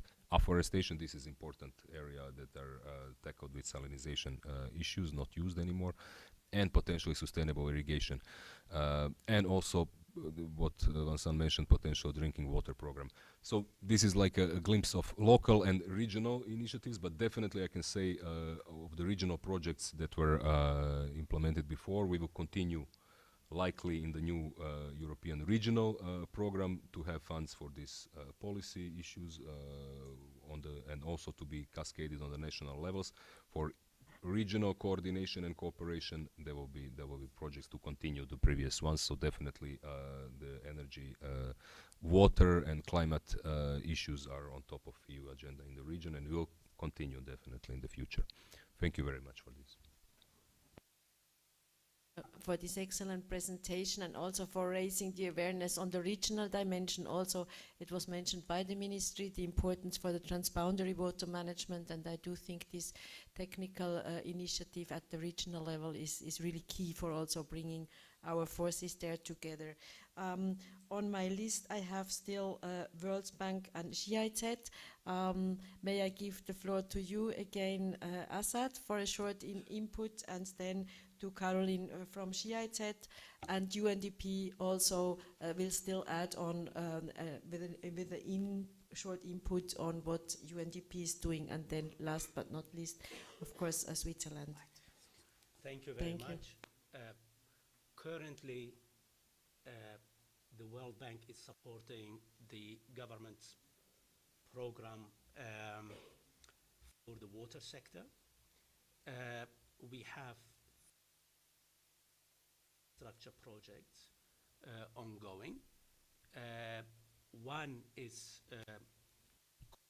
also by SECCO, recently been effective, the water services and institutional support project, which is the water supply and sanitation.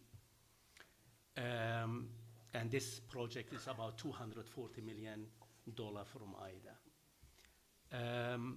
The second ongoing project, which is co-financed by the European Union, as Alex indicated, is the Fergana Valley Water Resources Management Project. This project is in the 4th year of the implementation, deals with irrigation modernization, improving the irrigation services, water management. As Alex also indicated, many wells are equipped, going to be equipped with solar power. it covers almost 100,000 hectares. The third ongoing project is the South Karakal, Pakistan project. That project is coming to an end. With this project, the entire design was clearly looking at how to convert a very large area to a gravity, reducing the energy, large stations. By building a very large canal, Bustan Canal, which is taking off from this is the three ongoing engagements, and of course, all the information is available. As you all know, we have an open data space with the World Bank. All is available, but I would be very happy, of course, to further inform if anybody would like to further discuss. Now, finally, just briefly, we also have the Central Asia Water and Energy Program, Trust Fund with the SECO, the European Union, and also the UK government. And with that Central Asia Water and Energy Program, within that program, we have started a regional irrigation management and reform analytics. We just last week presented to a number of development partners the outcome, tentative outcome of this analytics, which is looking at the remote sensing. We did a public expenditure review for the irrigation sector, and with that also we did an irrigation service providers review, how they are providing service to the farmers. The entire idea of it is really to try to support the irrigation service provider in becoming more service oriented. So that is just in brief, but we'd be happy to further share whatever information you may require. Thank you. To you, Asad, from the World Bank. I would like to take the point up you made on sharing on the website. This is one of my conclusions. I can, with the view at saving the time, already propose now for the minutes, for the action point, that we really think about relying on the EIRC for having a coordination website. I mean, a link where we can put not only our presentations, but put the links to our open sites in all our organizational website, and maybe later on also find kind of a slot or a window for joint missions or joint agenda items, so that we can also us even make more use of the digital tools. Thank you very much, Asad. Now still on my list is GIZ. Caroline, would you like to share with us? Thank you very much. We also sent a presentation. Maybe you are kind enough to put it on.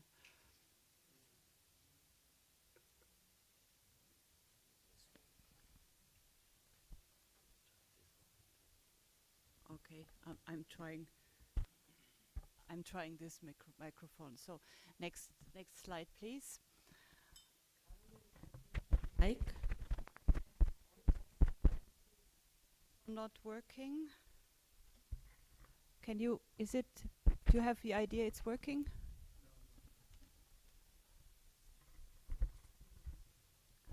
Okay, and how are we doing with this one?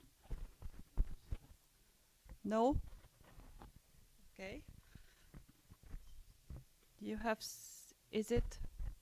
how are things?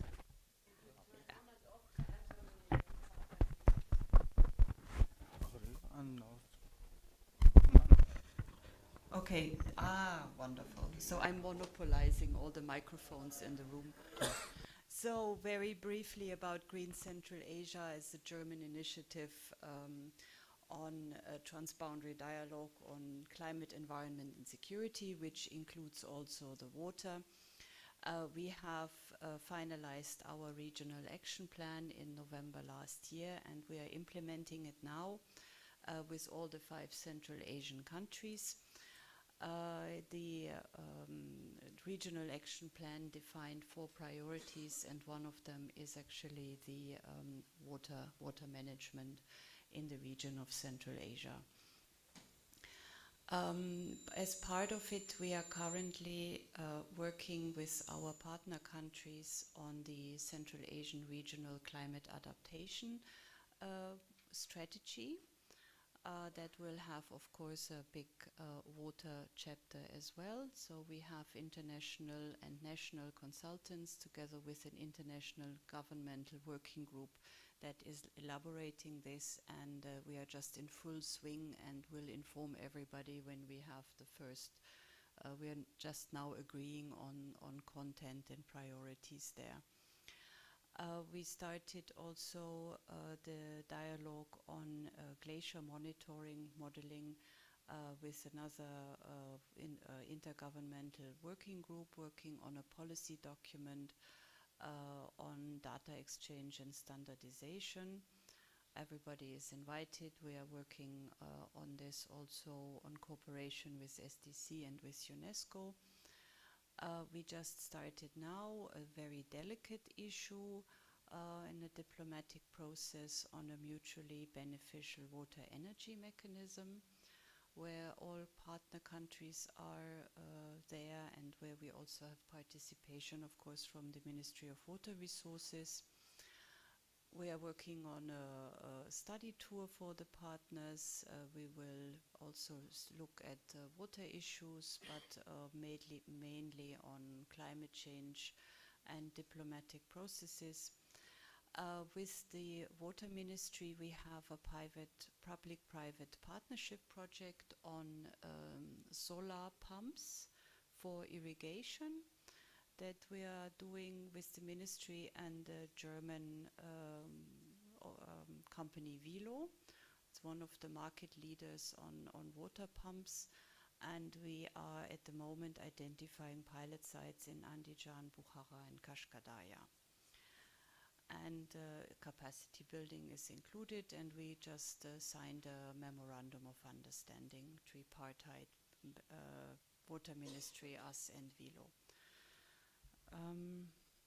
And for future plans and priorities, I would like to inform you that from the 1st of July, the GIZ is starting the Regional Climate Risk Management in Central Asia program with all 5 countries, that they will work on climate risk management in relation to water, among others, and on disaster risk reduction. And we are currently putting together a climate-sensitive IWRM in Central Asia program financed by the BMZ, meaning the German Ministry for Economic Cooperation and Development. Until November 22, we have to submit it to the ministry, and we will start in spring 23, and we will actually pick up where we have left with the regional transboundary water management in Central Asia program, which was commissioned by the German Federal Foreign Office, and we are continuing our cooperation with the partners, and that will also be with the Ministry of Water Resources. Interesting will also be the Berlin Climate and Security Conference in September this year, where there is the plan of featuring Central Asia in more detail. The climate and water will probably also be one of the main topics. And we as Green Central Asia Initiative are planning a ministerial conference in late autumn of this year to continue the high-level dialogue with our partners. The medium level dialogue is going on, and there we want to do on a ministerial level. Thank you very much for your attention. very much for this important information. Also, the regional dimension, I think, is very precious for all of us with regard to the climate risk assessment. And so again, it will be interesting to share all this information on a common website. With this, I'd like to hand over to UNDP for a short update, as Matilda has announced. Then after UNDP, USID, and then just 1 minute for the colleague from the Swiss Embassy on SDC and SECO projects. There was a lot of reference to that already. Thank you. UNDP, over to you. Sure.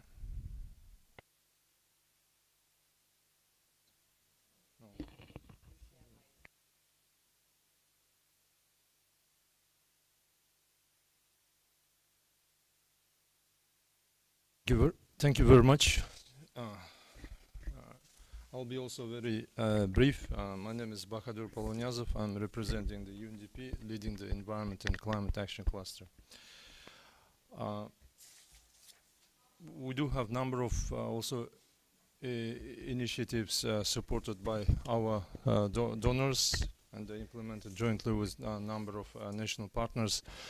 I'll not go into the details of those projects. Those are highlighted here in the slide. Some of them has been already indicated in the statements by a number of our partners, including the Ministry of Agriculture and the Ministry of State Committee of Nature Protection and Environment.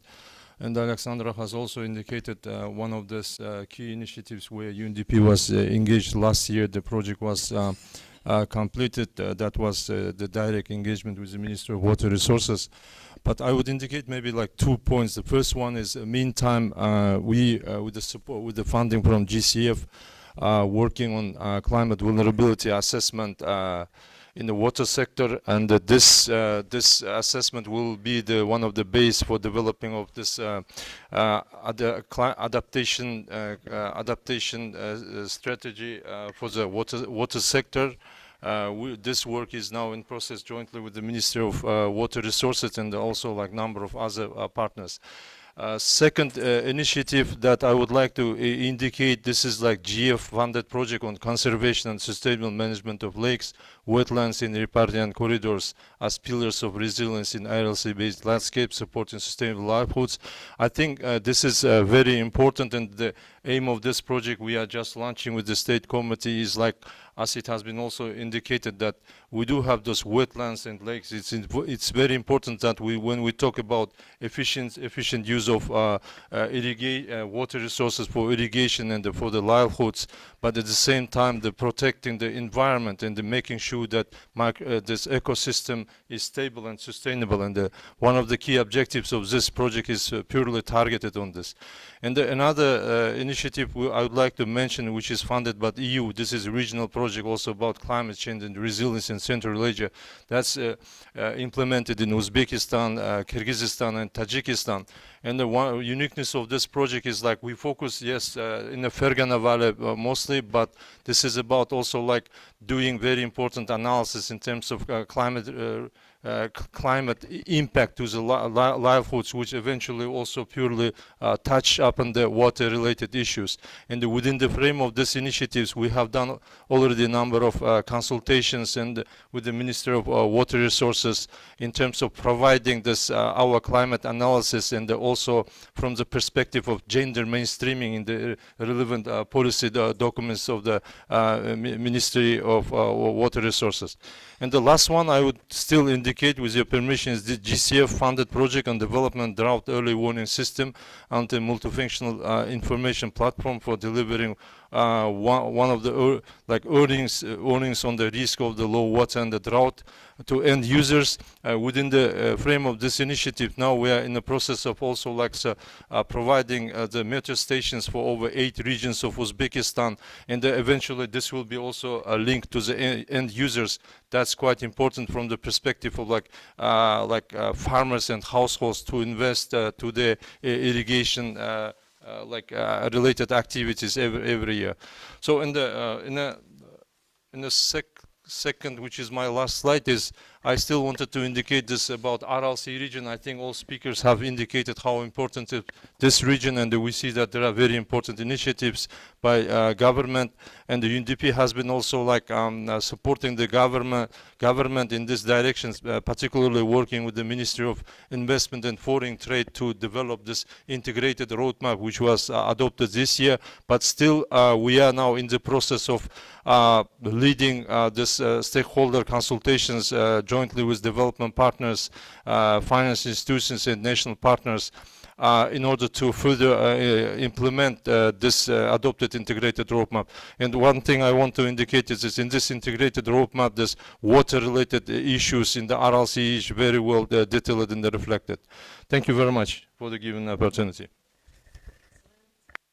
That these presentations are extremely useful for giving us a good illustrative overview. I have the head of IDB. Thank you very much. Please take the floor. Thank you very much for giving me the floor. Husan Hasanov, head of Islamic Development Bank representative office in Uzbekistan.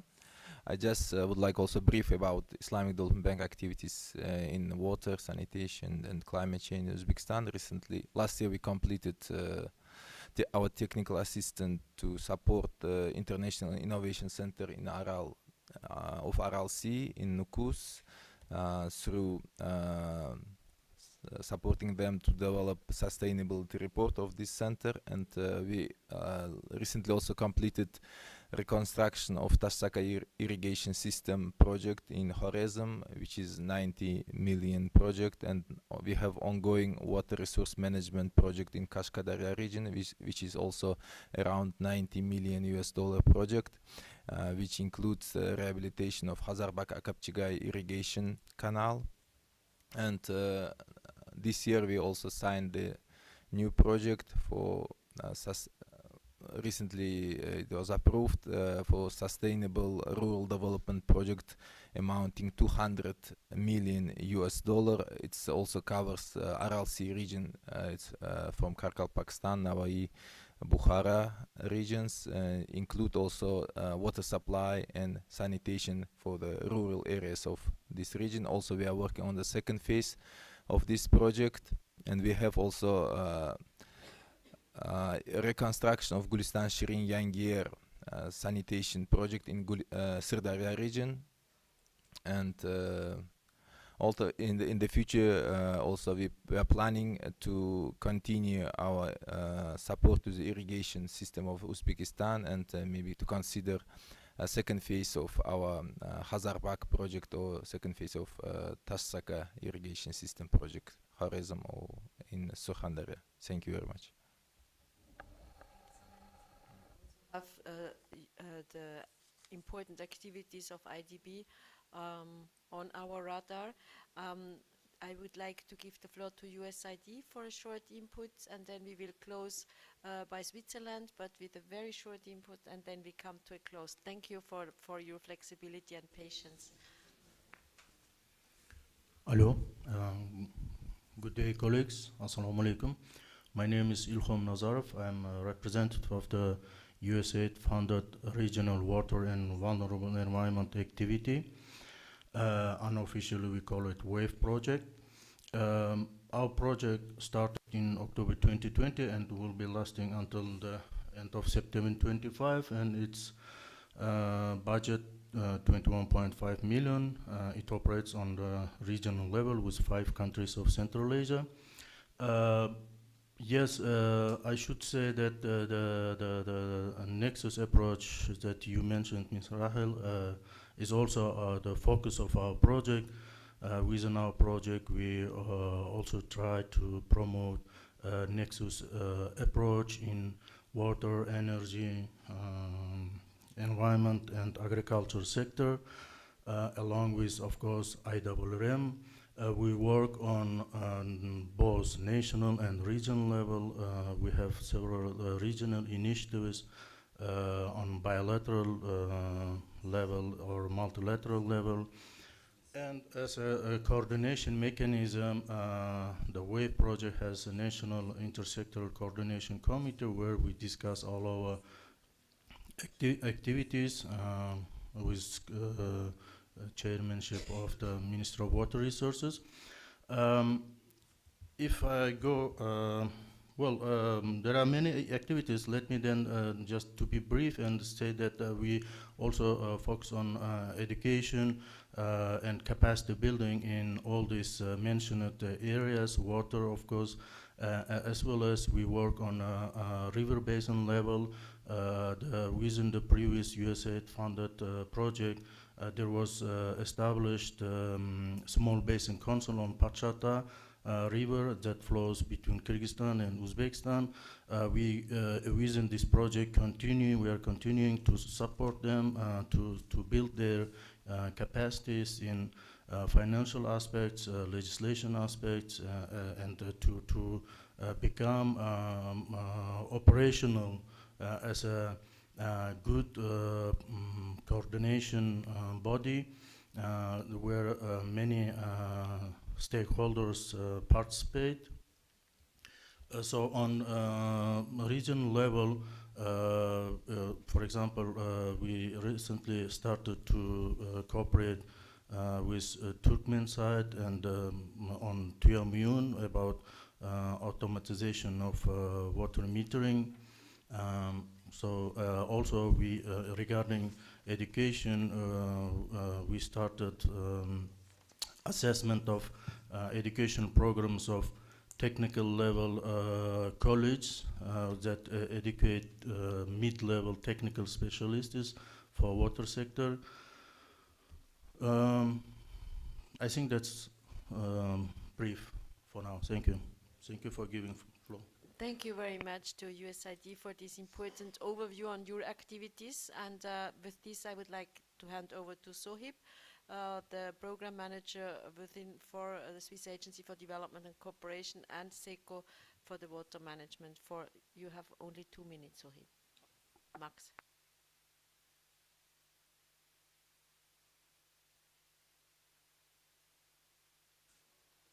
Regarding the ongoing interventions, some of them already mentioned by the colleagues, by the World Bank, for example, the WASIS project, together with the World Bank, and the EU is also contributing to this project. National Water Resource Management Project already mentioned by Omina, so you know about this project more or less, so what we are contributing. Sirdarya Water Supply Project, which started earlier 5-6 years ago with the World Bank, still ongoing. The main focus now is SCADA for the Sirdarya province. Now we are working with Usut Taminot to establish a SCADA system for the whole Sirdarya province, and this could be scaled up within the WASIS project in the future for Samarkand and for Karakalpakstan provinces. Blue Peace, you know that we have also regional initiative, Blue Peace. Now we are implementing the first phase, and the first phase is coming to an end, and in our radar, in our planning, the second phase will be started very soon. Together with this Blue Peace project, we have, as Azat was mentioning, CAWEB project, together with the World Bank and EU. Alex also mentioning about the CAWEB project. Regarding the plans for the future, climate resilient IWRM in the Zarafshan River Basin project phase 1 start this year. So we are now in the tender process. We start the inception phase in August, and next year, beginning of next year, we'll start the main phase. Now we are considering with the SECO funding contribute to the AIIB loan project in Karakalpakstan and Horizon provinces. The AIIB is coming with the big investment in these provinces in water supply and sanitation area. So Blue Peace, as I mentioned, the planning phase 2 still this year. For the coordination, so all of us we already discussed these points for the coordination. I hope so we can continue this discussion, not within the premise of this building, but afterwards as well. Thank you very much for attention. If you have any questions, feel free. Thank you, Rahel. Sohib, for this short wrap-up, as said, we will put all this presentation then on the IIRC website, and with this I'd like to hand over You have your own microphone. Mr. Kamalov. Dear colleagues, ladies and gentlemen, thank you very much for fruitful meeting, and who participated from online. I hope they also noted all information, and we appreciate all donor organizations who presented and informed us about the projects and prospective projects, very important for us. And avoid of the duplication of the some activities is very important. Annually basis take such kind of meetings is very important, and water resource management also very highly appreciated such kind of events.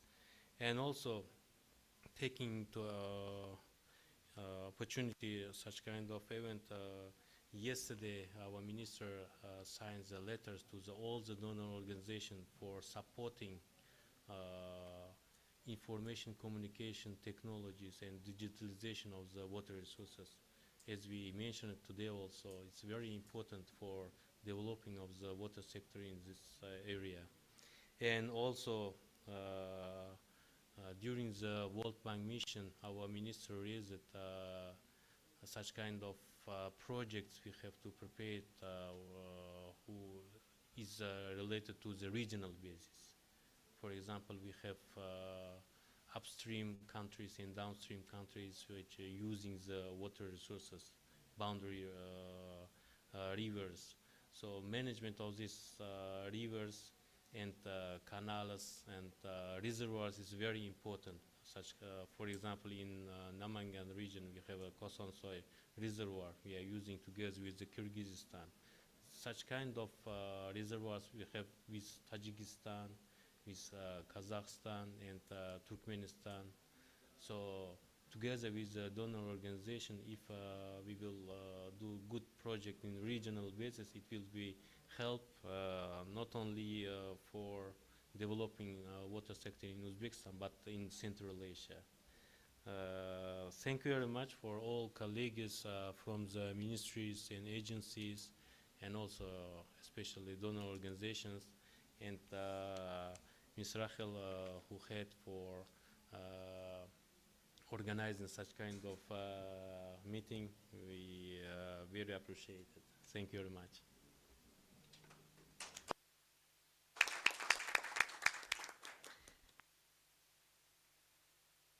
Deputy Minister Kamalov, and for leading us through this interesting discussion. I would like to also just thank again the colleagues from the different ministries and from the State Committee for Ecology and Environmental Protection. I would like to thank to my development partners for this very interesting and I find productive exchange. For me, this is a good start this year for a more systematized coordination. I have maybe 3 or 4 points. We will work on minutes. We will share these minutes with us so that we have really the action points and the follow-up. And of course, please do not hesitate to add now after the meeting some ideas. We had this meeting, this coordination meeting, under the perspective of the Nexus, because we cannot anymore afford to not work in the Nexus, as these things are now with this crisis, ongoing crisis, and the climate change impact all going together. So I do think we have agreed here that this coordination is even more important with a Nexus approach, and in this regard, extremely important have the Ministry of Agriculture and all the Ministry of Housing and Communal Services and the committee and others on board. One point I'd like to just raise here, it was not discussed, but in this context, it links to the capacity building and it links to all these interesting initiatives, but the national ownership, the ownership of the people. What's about going towards a joint awareness campaign, something like this on the need of water saving at all levels nationally. I think also at the on the hospitality sector, coming back from Bukhara, still I didn't see one single hotel which has this kind of green tree, you know, you reuse your towels, etc., etc. There is a lot of activity and work being done, but I see there a potential for joining forces, for having these kinds of activities. Another point I'd like to summarize here is that it was mentioned the importance of the interministerial coordination, and this is of course in your hands, dear colleagues from the government, and how you would coordinate us. So we would like to be coordinated by the government under the, also with regard to the climate change, the green transition and the green growth. I understand under this focus, also the impact of the climate change is being discussed.